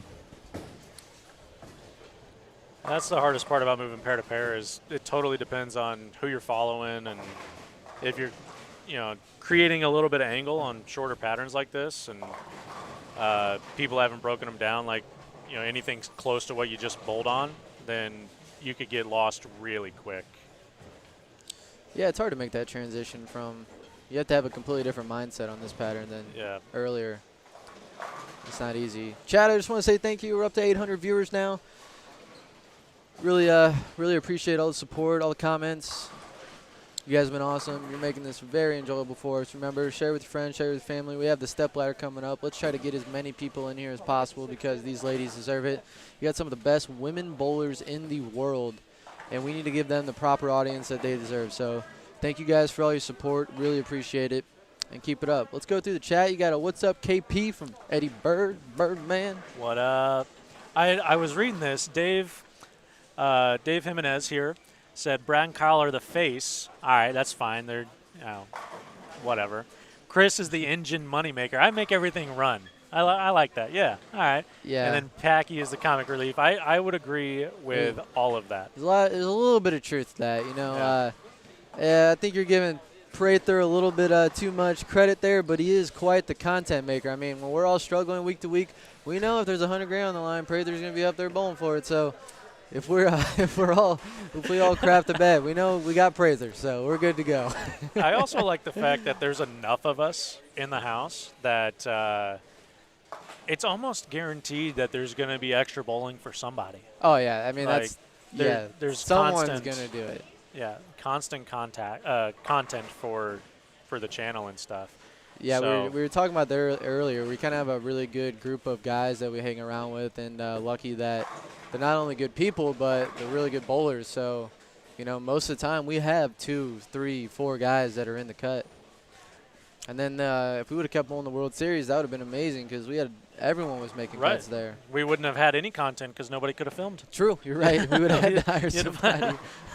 We had to find a fan. I do remember the show day at the Tournament of Champions where I was over it. I did not want to make a video that day, and Prather was in 5th. So I figured, he's got to go through a bunch of legends. We'll just we'll hang out on the video for a second and kind of see what happens. And then win. And I'm like, oh, no. Prather's bowling for $100,000. And I literally whipped out the camera right then and there and made a vlog from there.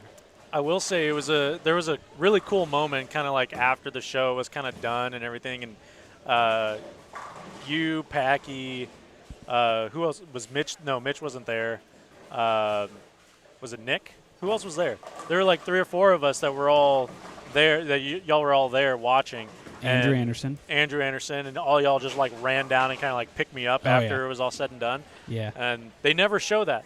But I'm like, that's probably the coolest moment of the whole thing. Like, I've only ever been picked up twice in my life, and one is when I was a baby. Well, I've never watched someone win $100,000. The man still didn't pay for the hotel room that night. Hey, I bought you. I know. I bought you dinner. And actually, we went to Outback. Yeah. And the manager came up to us. He just won $100,000. The manager comes up to us. He goes, "Hey, you guys are professional bowlers, aren't you?" And we're like, "Oh wow, that's really cool." Yeah. And he goes, "Oh well, good luck. I hope everything goes well. Keep grinding." And I'm like, Does he know Prather just won $100,000? Like, I don't think he just watched the show. And it's I will say it's pretty difficult to stay in more of a like humble mindset. Yeah. In that, you can't just go, "Oh no, I just won 100,000." Yeah. It's hard to do that because I like to think of myself as a pretty humble guy. Yeah, so we just kind of like snuck it in there. We're like, right. "Well, yeah, Prather just won a tournament." Did Prather just say he's a humble guy? Did I just hear that well, correct? The camera's on. I mean, we know what's coming out of his mouth when the camera's on. So I know we're talking a lot here, but guys, we have 11 and 12, 13 and 14 on the live stream here. We need to pay attention to Diana. She's either in the show or close to the show after the last game. Haley Richards on 11 just had a big game, 270. She's going to be in the show. We have a couple other. Jen Higgins is really close to the show, if not in the show. We're waiting on scores from the last game, but after 2, Jen Higgins was 3rd. Taylor Bailey's got a double, and then she missed a 6-10, and then she's got a turkey. So she's got a good look. Yeah, Taylor Bailey in 6th after 7 games. Yeah, so we need that right 8th game. there. Brandy Branca still bowling really good. She was kind of the queen of last night. Took home the most money. Won the overall by quite a bit. She is bowling solid. I like to see that. I like my St. Louis natives to, she's not really from St. Louis, but I like to see them do well. I root for them, you know. It's in my blood. A little biased. Apologize to everybody.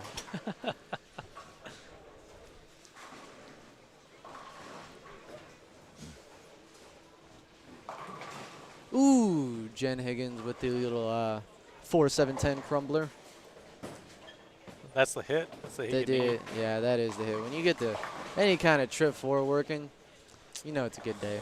Oh, yeah. That's what I look for. That's what I look for. I can't post. If Chris's phase 2 isn't tripping a four pin, he's just gonna throw the idle pearl, and then hopefully that starts tripping. I posted something on Instagram the other day, and everybody was like, "Man, really? You only had one trip four? Like that's all we want to see." And I'm like, "I can't trip a four pin every time." Every time. See? Yes, you can. I mean, all right. Sometimes you do. When you shot that 300 game, Pete Weber did it. We had it on the vlog. You tripped a couple four pins. I had a couple. I had a Brooklyn too. Dude, You had a runaway Brooklyn. I thought that was 3 off the left. I slid into the cap. I was like, "Oh, that has no chance." That was 100 still ducks. one of the greatest pieces of content we've I ever went had. I went back and watched that vlog not too long ago, and I just smiled. Just so much fun. So we're going to go take it over to our other pairs, see how they are doing over here. And we'll probably come back to this pair because we have a few ladies that are in the hunt on 11, 12, 13, 14. But let's bring you down to our other pairs real quick. We have Christina Gill. So Branca just came off 180. Yeah, 186. She shot it right here on 15, 16. She's got a tough spare on lane 22 right now. If she doesn't spare, she has 2 opens and 4 frames. So I'm not too confident in her look right now. She's probably tired. Sleeper. Yeah. She's definitely probably tired. Like, she had a great night last night. There's probably some good emotions. 3 hours of sleep. She's bowling good already. And it's just hard to maintain. Yeah, she hard missed way the there. spare, so keep an eye on that.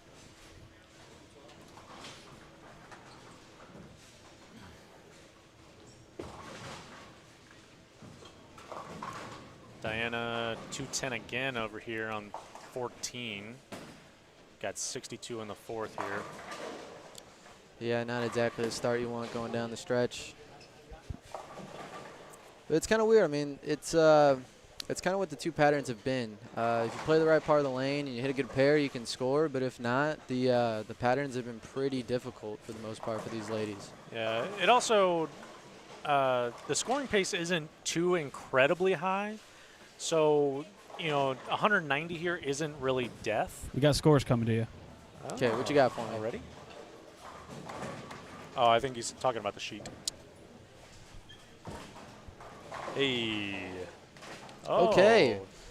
We were incorrect. So we got game Jen 8. Higgins had 260.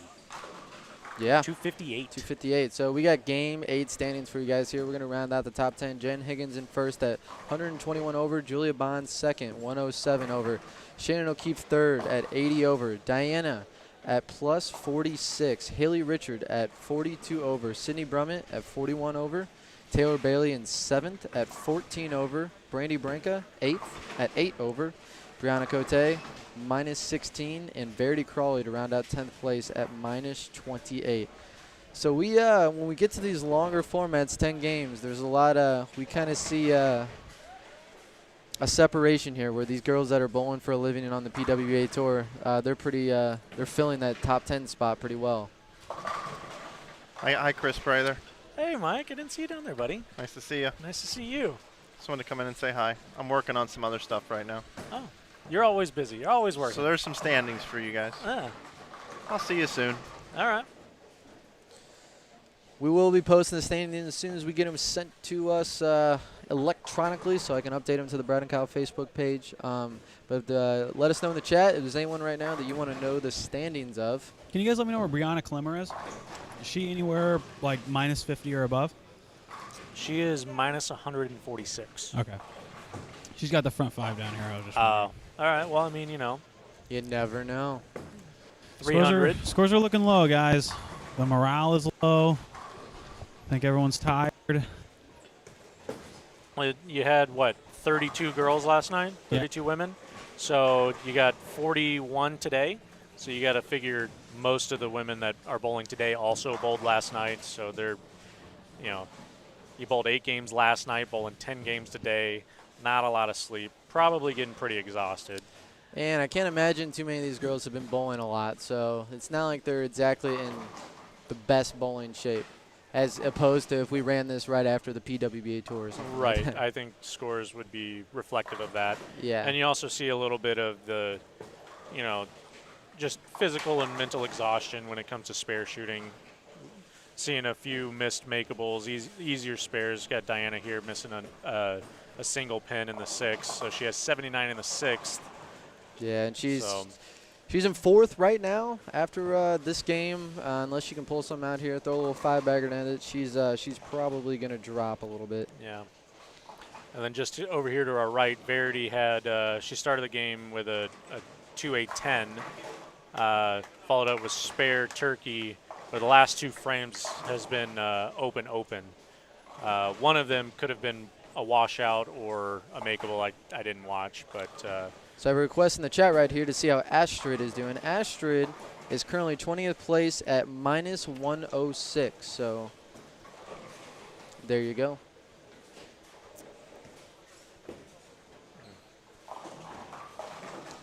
Yeah, Diana's looking a little lost on this pair, and that's the last thing you want when you're in the show and coming down the stretch. But again, scores are low. I mean, she can still grind out this game. What can she get to? 189? What was that? 189. Yeah, 189. That's not the worst game in the world here, but she's got to kind of dial it in. She's got to throw 5 really good shots in a row here, and when you feel like you have absolute air for ball motion. And she's got to pick this spare. Yeah, she did not look the most confident shooting at that spare, but she did cover it. Snuck it in there.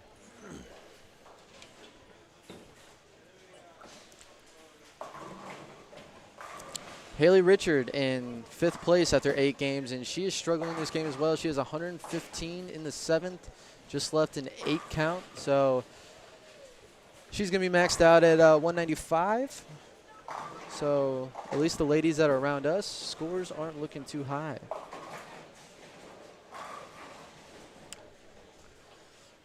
Yeah, we got Jen Higgins is having a pretty good game here comparatively to the other bowlers that are in the top 5 that we can see. Yeah, she's got 237 left. Still has 237 out there, and 2-10 looks like that's going to pick up pins on the ladies that are around her, and she's in first right now with the 20-pin lead, so she's looking like she's going to separate herself a little bit here. Yeah, of course we don't know what Julia's shooting down there at the high end. I think she's on the other end. Yeah, I'm trying to look at Taylor Bailey. I can kind of see her on the low end. Looks like she's got like a 220 game going. First shot in the 10th. She gave it a little fist pump. I heard some clapping, so I think it was a strike. Yes, it was. I'm glad you could deduce that. Yeah, I deciphered it well. Yeah. If she does that reaction off like a blower 710, I'd be worried a little bit. And Verity over here followed up the open in the 7th with a double in the 8th and 9th, so she's got 213 left. So in comparison to the other girls around her, she's closing the gap just a little bit, but it might be a little too late. With only a game left, she can get to 30 under with a game to go. And she'll probably need, I would say, at least 260 to have a chance, just mathematically based off of what's going on here. Oh, they left me. All right, cool. You guys have me. That is, we're going to go through the chat here.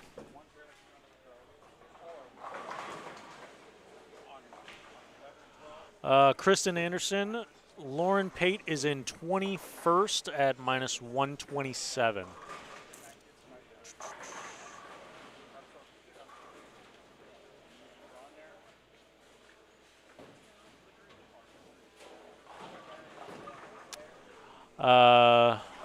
Alejandro, I'm assuming you're talking about Maria Rodriguez, and she is in 19th at -90.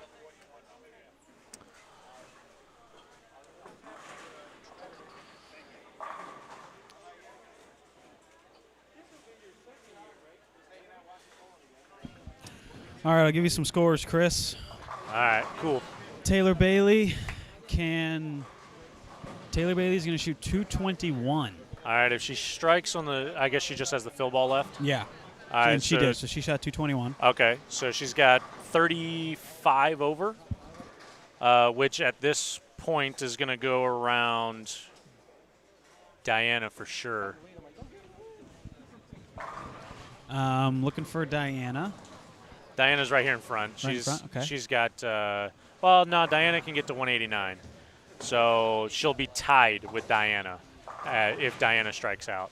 And Brandy is now out of the top 5. Is she in 6th? Did I hear that correctly? Brandy is in 8th. 8th. At +8. And she's got 3 opens this game, and the rest are strikes. So she can still, she's going up in the 9th. She can still strike out for 212. Okay, 212 would put her at +20. But her look's not terribly great, so yeah, we'll see how that comes about. And Diana did not strike in the 9th, so she's looking at, what was that, 169. So Diana's going to take a hit to the scorecard here and be right around even after this game if she can throw all 3 in the 10th. Looks like Sydney Brummett is going to shoot 223. Okay, that'll put her at 64 over, so that'd be looking good for the And top 5 here. Julia Bond can strike out for 204. Okay, well, Julia's at 107, so she's going to be at 111, so she's looking good for the ladder as well. Yeah, as long as she can stay around 200, she should be pretty good. What about Shannon? What's Shannon looking like? O'Keefe? Yep. I actually don't. I think she's more towards the middle of the house. She was just in front of us last game. Randy wants me to say something nice about Lindenwood. Shannon O'Keefe can strike second ball in the 10th for 233. 233. That would put her up there ahead of Julia by 2 if she can strike out. Okay, so if Shannon strikes out, she goes ahead of Julia by 2. Yep. For the lead? No, for second. And the lead is? Jen Higgins, who can strike out for 216, okay. and if she strikes out, she'll be at +137. So O'Keefe did not strike, so she's going to shoot 223. 223, so that puts her at 103. She's 8 back of Julia. And Julia doubled in the 10th, so she's going to be at 204. Okay. So, yeah, if she strikes in the 10th, she'll be at +111 and in second by 8. Okay. And then Shannon O'Keefe third. Who should I look at? Give me a name. Brandy's all the way down to 8th. Yeah. Diana's up there. Diana is, like I said, shooting 169, so she's going to take a little bit of a hit to the scorecard here. What's her number at? What's her score? 46, and she did not strike the first shot in the 10th, so she's looking at 158. So if she makes this 10 pin and strikes, she's going to be +4. And then Haley Richard just shot 195. Okay, so Haley is looking at 37 over. So it's really close for like 2 or 3 girls here. And Sydney just jumped in there, right? Yeah, well, Sydney is actually moving into 4th. And Diana's dropping. And Diana's dropping. Haley goes Haley's to 5th. Haley's going to drop to 5th, yeah. What about Bree Cote? What is she was at 16 under. Does she have anything this game? Let me check, but Taylor Bailey got to 35. Yep. And Haley's going to drop to 37. I believe so, yeah. For the 5th spot, Yep. so that's really close.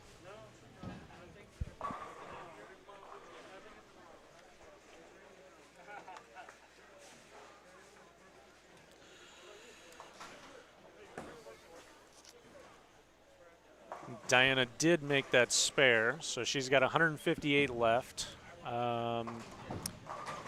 Let's see. So Jen did strike out for 216, so she's at 147. I'm going to go with Julia Struck in the fill, so put her at 111. So Brank is going to shoot 160. Ooh, okay. Scratch that, 157. 157, so, ooh. She's pretty well out of it. She'll need 300, 290-ish to to have a shot. And Cote. Okay, let me find her. Because if Cote had 240, then that makes it very interesting. Yeah.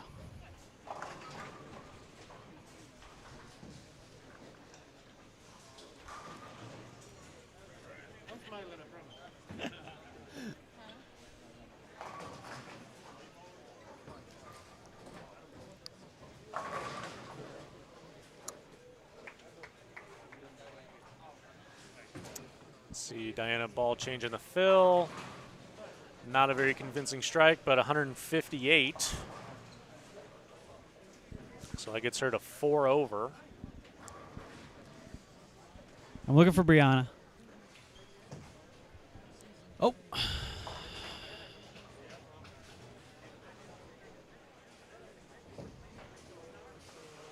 It's not looking good. Okay. Might just be between 2 or 3 women here, with a couple outliers that need big games this last one to have a chance.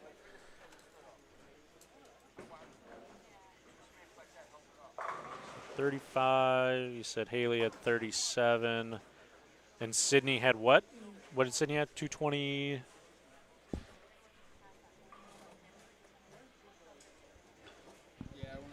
Yeah. No, that was.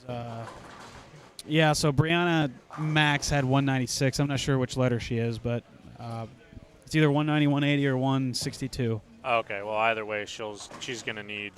She's going to be in the negative Yeah. 30 or 40, so Yeah, she'll need. 300. Yeah. But, I mean, maybe not 300, but definitely 260. What did Shannon have? Shannon had O'Keefe? 220, yeah. 220, Yeah, 223. 223, so that put her at 103. And then, what did you say Sydney had? 220? 223. 220, oh, wow, okay. Makes it easy. So 64. So right now it's looking Jen Higgins in first with 147. Julia Bond in second with 111. Shannon O'Keefe in third with 103. And then it drops significantly, about 40 pins to Sydney Brummett at 64 over. And then it drops almost another 30 to fifth at Haley Richard with 37. But following close behind is Taylor Bailey at 35 over. And then the scores after that are all negative from my understanding. Verity only had 201. As you said, Brianna had 190 or 180. So looking like it's between maybe – oh, no, I'm sorry. I missed Diana. Diana's at 4 over. So Diana is probably the last woman at positive. And, you know, unless somebody down here, like I'm not sure what Ashley Galante had, but – And that'll put her in like 7th, roughly, Diana? Diana is going to be in like 7th or 8th. So she went from 4th to 7th or 8th. Here, I'll tell you right now. I'll just tell you right now. So 1, 2, 3, 4, 5, 6, 7th. It would put her in 7th, unless somebody lower than her had somebody that was negative had a big game. Okay. We are posting Game 8 standings online right now, and whenever we get the Game 9, we'll have them posted How's it out. going? But Good to see you. we're just going to do our best to tell you guys exactly what's going on.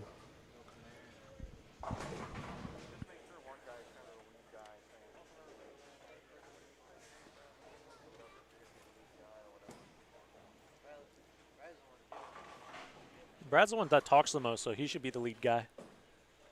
What? I said Brad's the one that talks the most, so he should be the lead guy. Yeah. I love that you're wearing headphones on headphones. I know. It's rough. I'm going to be able to hear you twice. What's that? Can we go run scores this game? Yeah, go ahead. I need The headphones. Oh. Your headphones on headphones.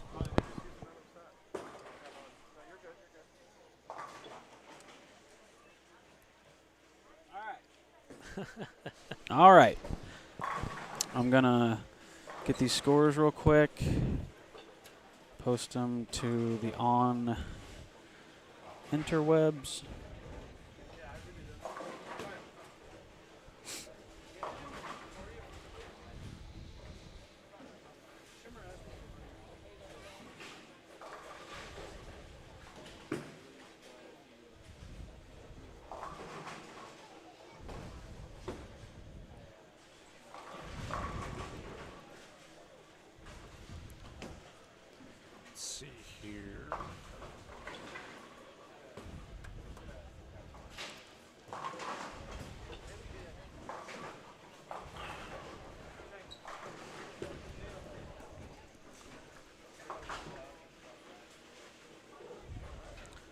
So you got to figure here, Diana probably needs at least 250 to have a shot.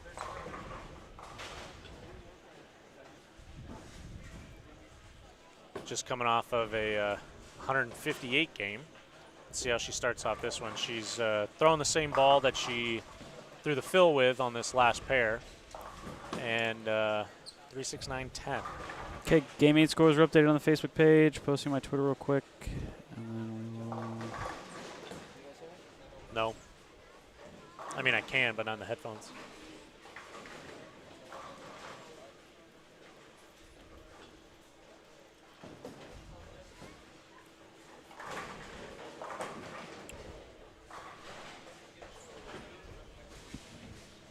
The power button. Gentlemen, can you hear me? Yes. The power button is a very key aspect of turning on technology. So we're in game 5 of this block. So is this game 10 or game 9? Game 10. Game 10. Brad, we need to change the graphic on the screen. Doing it right now. And then who are we looking out for? I'm going to go run some scores for you guys. I need to know So, the ladies that we are. I did some very non-college quick math. So Jen Higgins is still in first at 147 over. Julia's in second at 111. Shannon can mathematically pass both of them. She's at 103. Fourth is Sydney Brummett at 64. And then fifth and sixth is only separated by 2 pins, with Haley Richard at 37 and Taylor Bailey at 35. The next closest is Diana at 4 over. So she needs a pretty hefty game this go around.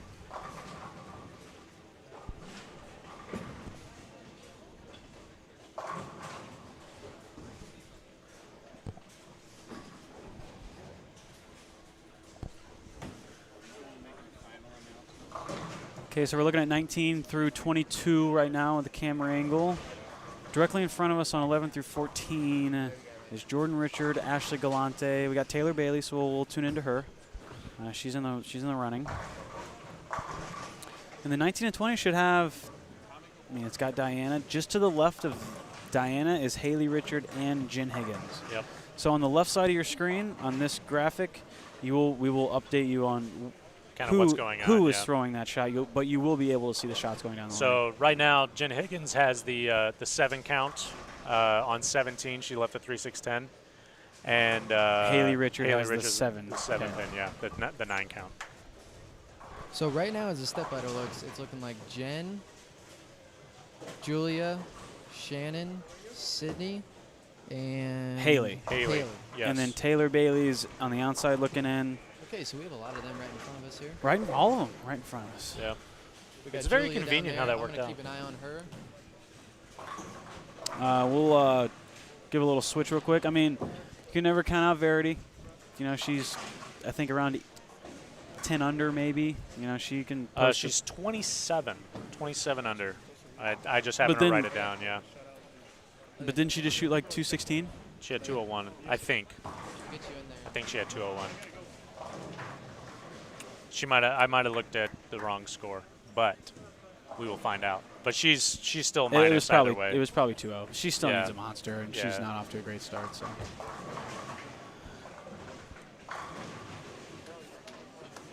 Okay, Tanya just came off 230. Unfortunately, she's still like 30 under, but yeah, that's kind of what I was talking about. Is like I couldn't see what some of the lower women in the score bracket were shooting, because I mean, Tanya shooting 230 is huge. That at least gives her a mathematical shot at getting there. Because she went 38, so she's 29 under now, right? And a 260, right?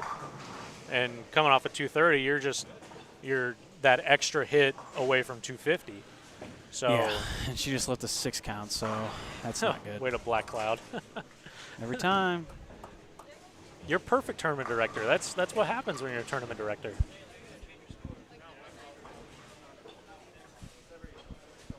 So Taylor Bailey, I didn't actually see her like pick it, but she was sparing at a 2-pin. I heard the ball hit it, and then I looked up at her score, and it said she has a 9 out. She missed it, yeah. I was like, uh-oh. That's not a good time to do that. Oh, there's a pin in the curtain that's got it caught.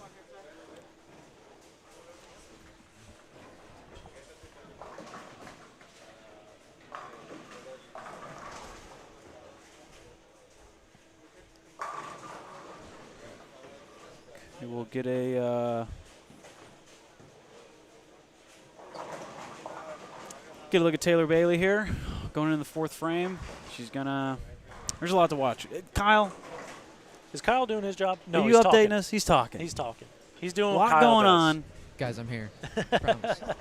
Okay, so fortunate enough, we do have Julia Bond and Sydney in the same pair down here in 7 and 8. Okay. Sydney started out with open, double, open, and Julia Bond went open, double, and just left a 10 pin. So off to okay starts. Sydney's gonna have to clean it up here a little bit. She's got 2 opens through 4 frames. And yeah, that's all I got for you down here, guys. Okay.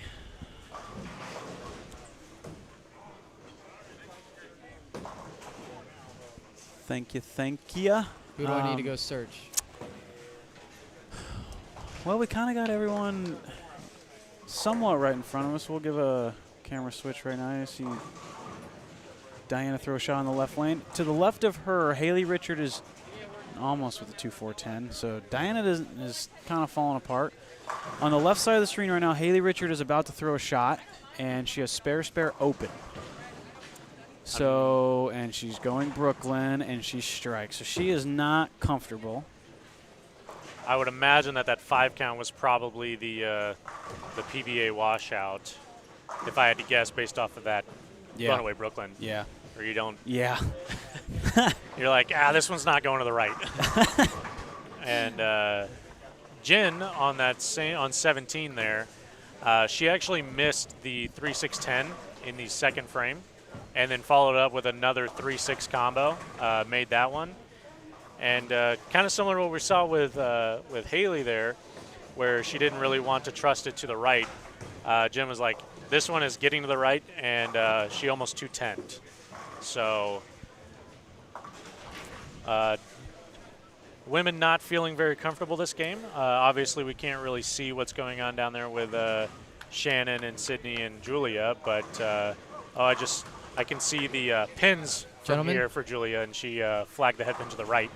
I got an update for you. All right. Okay.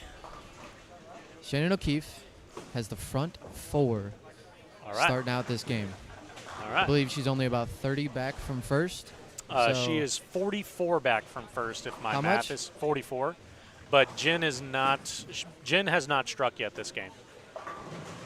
So I would not be surprised If that math if is wrong, you see yeah. a big game from Yeah.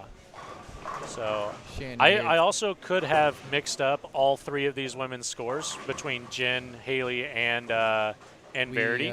We are relying on the Chris Prather math, Right, which the is Wichita only math. slightly better than Brad. No. So The Wichita math is good. The Chris Prather math is terrible. well, yeah, it's My a wife half can account for semester that. Wichita math is not good. So, and it's not even the math. The math is correct. Did It's you just even get to whether the I have math? the scores right.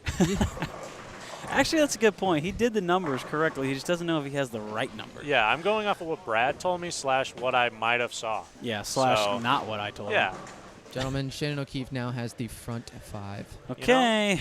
So what's where's Higgins? Let's get Higgins is right and here. She's not She doing well. She just left the 7 7 pin. So. Oh, maybe- boy. Maybe not the right ball. Maybe Here comes maybe Shannon. just a tougher pair. Probably a tougher pair. Jen didn't bowl yesterday either, so she's got some. Oh wow. She got some energy. What a. Julia Bond and Sydney Brumman are continuing to struggle a little bit in here. They're both going to have, they're in the 80s in the 5th frame. Okay. Sydney has a single pin spare to pick up, so she's pacing around 190 or so. We're gonna get a look at Taylor Bailey right here, and then we're gonna flip it back over. Well, really, Julia needs like 160 to still be comfortably in, because, I mean, what's Taylor got? I mean, Taylor's bowling a pretty good game. Haley still has a pretty good game left, so I mean, maybe 180 out of Julia and she'll be good. But the last shot I watched, I just saw the end result and she still had the 1-2-4-8 standing. So Taylor Bailey's up. Big shot right here. Big shot right here. Oh, snapping the 10 out. Okay. Well, Taylor Bailey action. Coming in strong. Switch cameras. So Haley Richard just threw that shot on the left side of your screen and gets almost another Brooklyn. And that would have been for a turkey. Two of them would have been Brooklyn. So I was incorrect on some of the scores. So Jen Higgins did not have 226. She had 216. So she has 137. I was right on all the other ones, though. So how about that? That's pretty good. Yeah, the only one I had wrong was Jen's, because I think I got hers Wrote and down the wrong one. Another woman's. Okay, so just to run through real quick, Jen Higgins is in the lead at 137 over. Julia Bond is 111. Both of those players are struggling. I would say Higgins is struggling a little bit more than Julia right now. Third is Shannon O'Keefe, who has the front five. So as of right now, we're kind of looking like a Shannon O'Keefe takeover for first place. Sydney Brummett in fourth. Kyle is updating us on that. Sydney did not Shannon have a great O'Keefe start.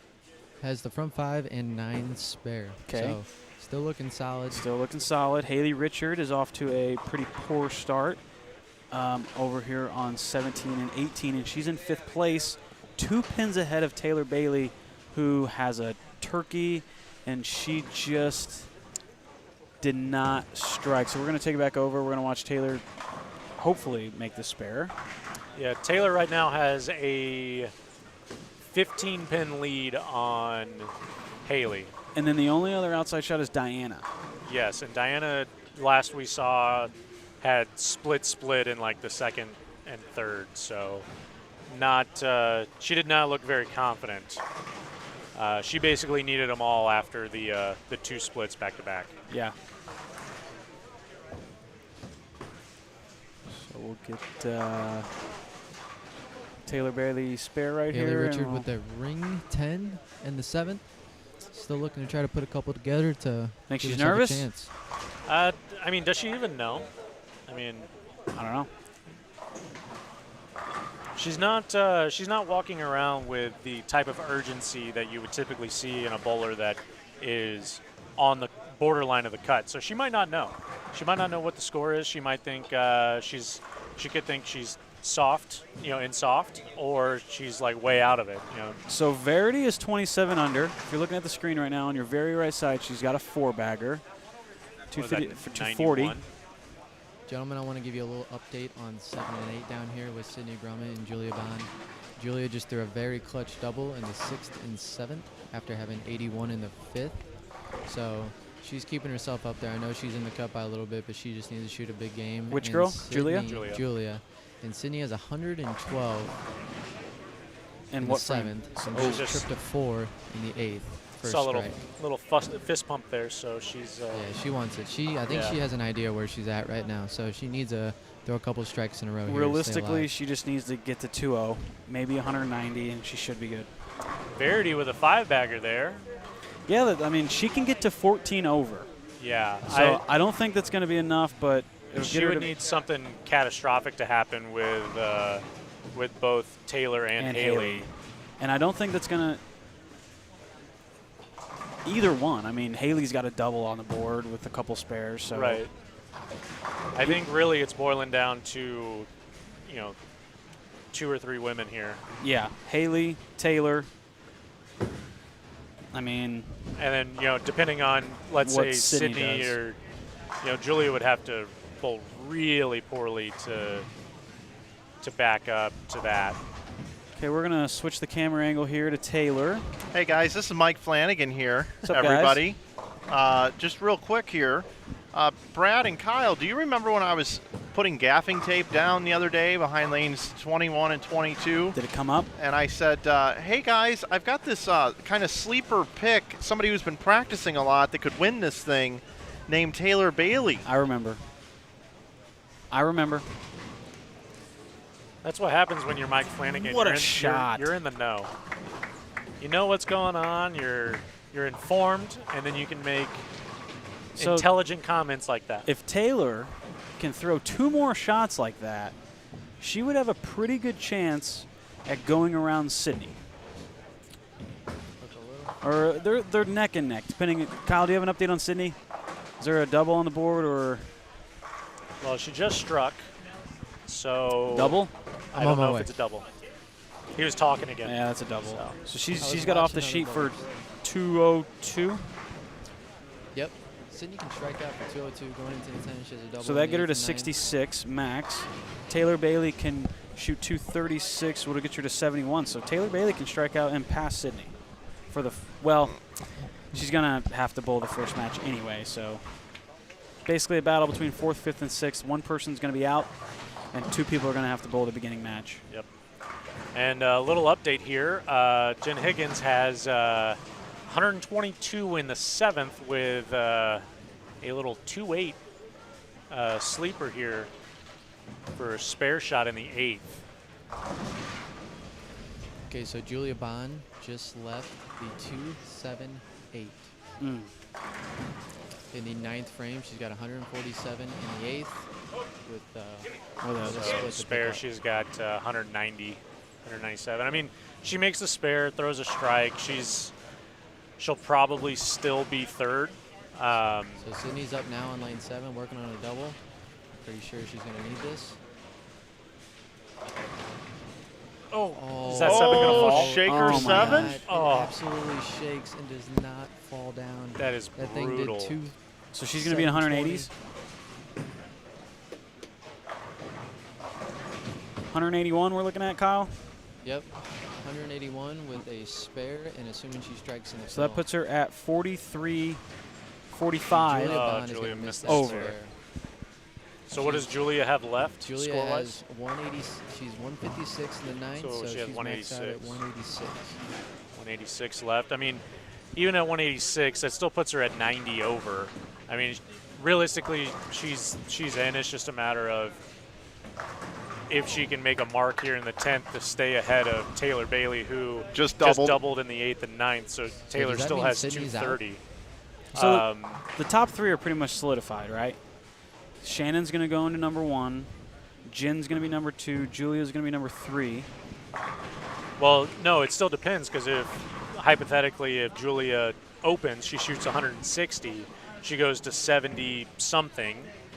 She can still open. You're right. Right. So mathematically, But Taylor can only get to 71 over.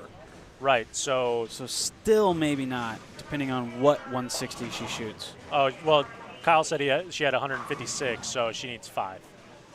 Okay. So she needs a 5 count She on needs 2 a balls. 5 count to stay in the top, to Yeah. not have to bowl the first match. Sydney Brummett strikes in the field for 181. Okay. 181. That's going to put her at 45 over. That's good enough. And now it just comes who gets in between Taylor and Haley. And it looks like Taylor has a big advantage. And Yeah, it's going to be Taylor. Jin's looking at 190, and Haley's got 197 off the sheet, but Taylor can she can open in the 10th and Right. still get past her. Yeah, she's got a very substantial lead, and her ball motion looks very, very good. So I would be very surprised if she got anything less than 9 here. Taylor Bailey. Julia Bond with a 4-6 in the 10th. So she is going to open more than likely here. Yeah, but that still puts her at, what, 165? 165, assuming she gets 1 here. Yeah. So that's 35. I mean, she's still going to be and 70. we just had an 8-10 conversion on lane 6. She slid the 8 over into Slid the it 10. over. That's impressive. Slid it over. Where's the camera Okay, when so you need it? No kidding. Camera's on Taylor Bailey right now. I mean, Verity Bowl 240, I just heard. yeah, which puts her So to Julia Bond gets 14 0 over. for 164. She got 0, so 164. I mean, that's still That's a good Big shot here.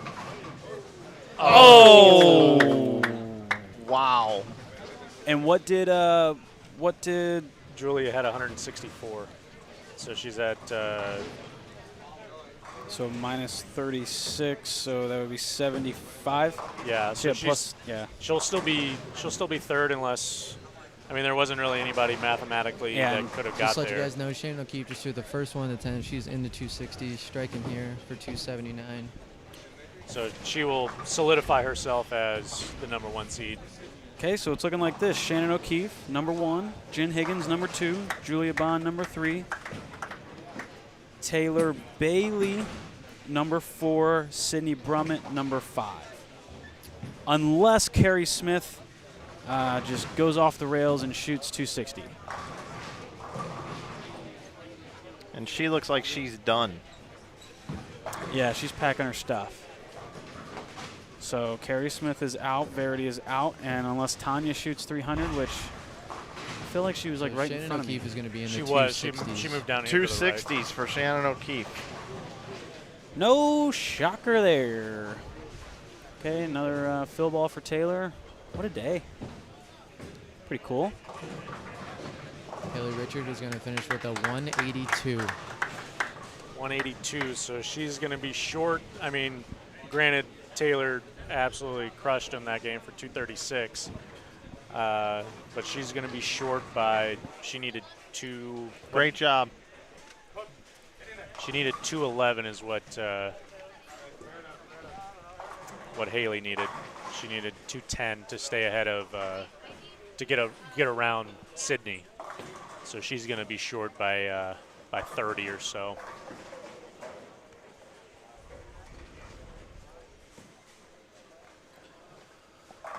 Taylor clutched that game, yeah. That was clutch.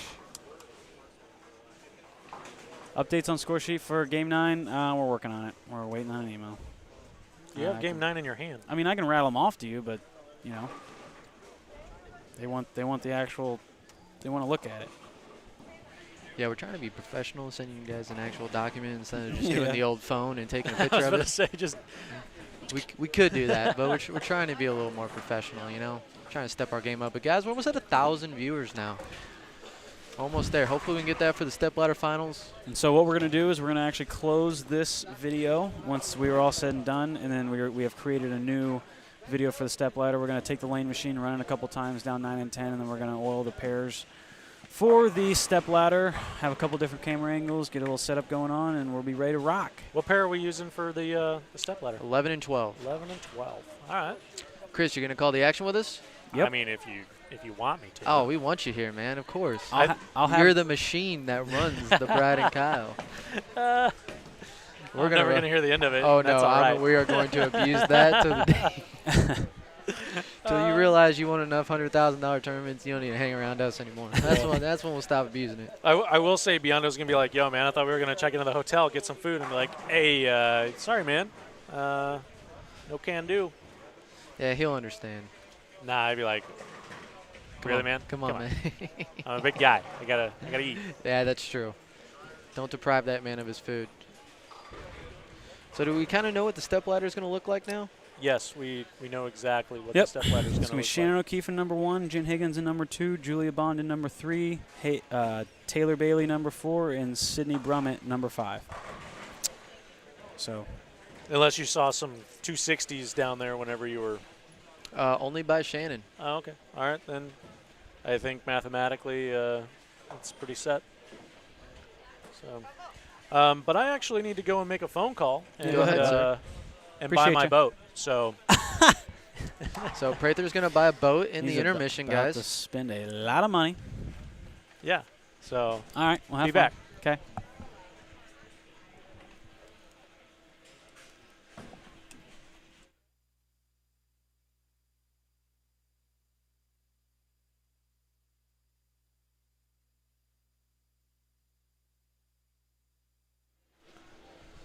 So we'll watch this last 10th frame from Tanya right here, and then we will call it quits.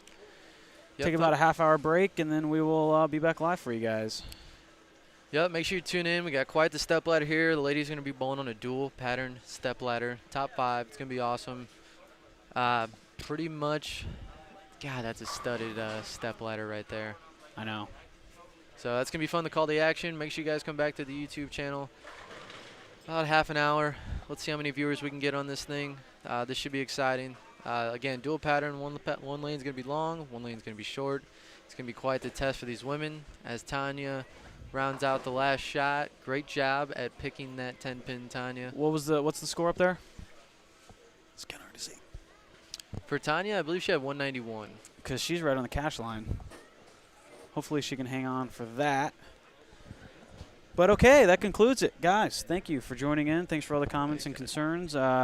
We'll be taking about a 20 to 25, 30-minute break. and then we will be back with a new step ladder finals for the top 5 of the Brad and Kyle Women's Open. First tournament we ever ran. Kyle, how are we ready, doing? man. Let's go hydrate. Let's get a little food. And let's get ready to call this man. action, man. So, everybody, thanks for joining us. Come back and see us in about a half an hour, and this should be fun. See ya.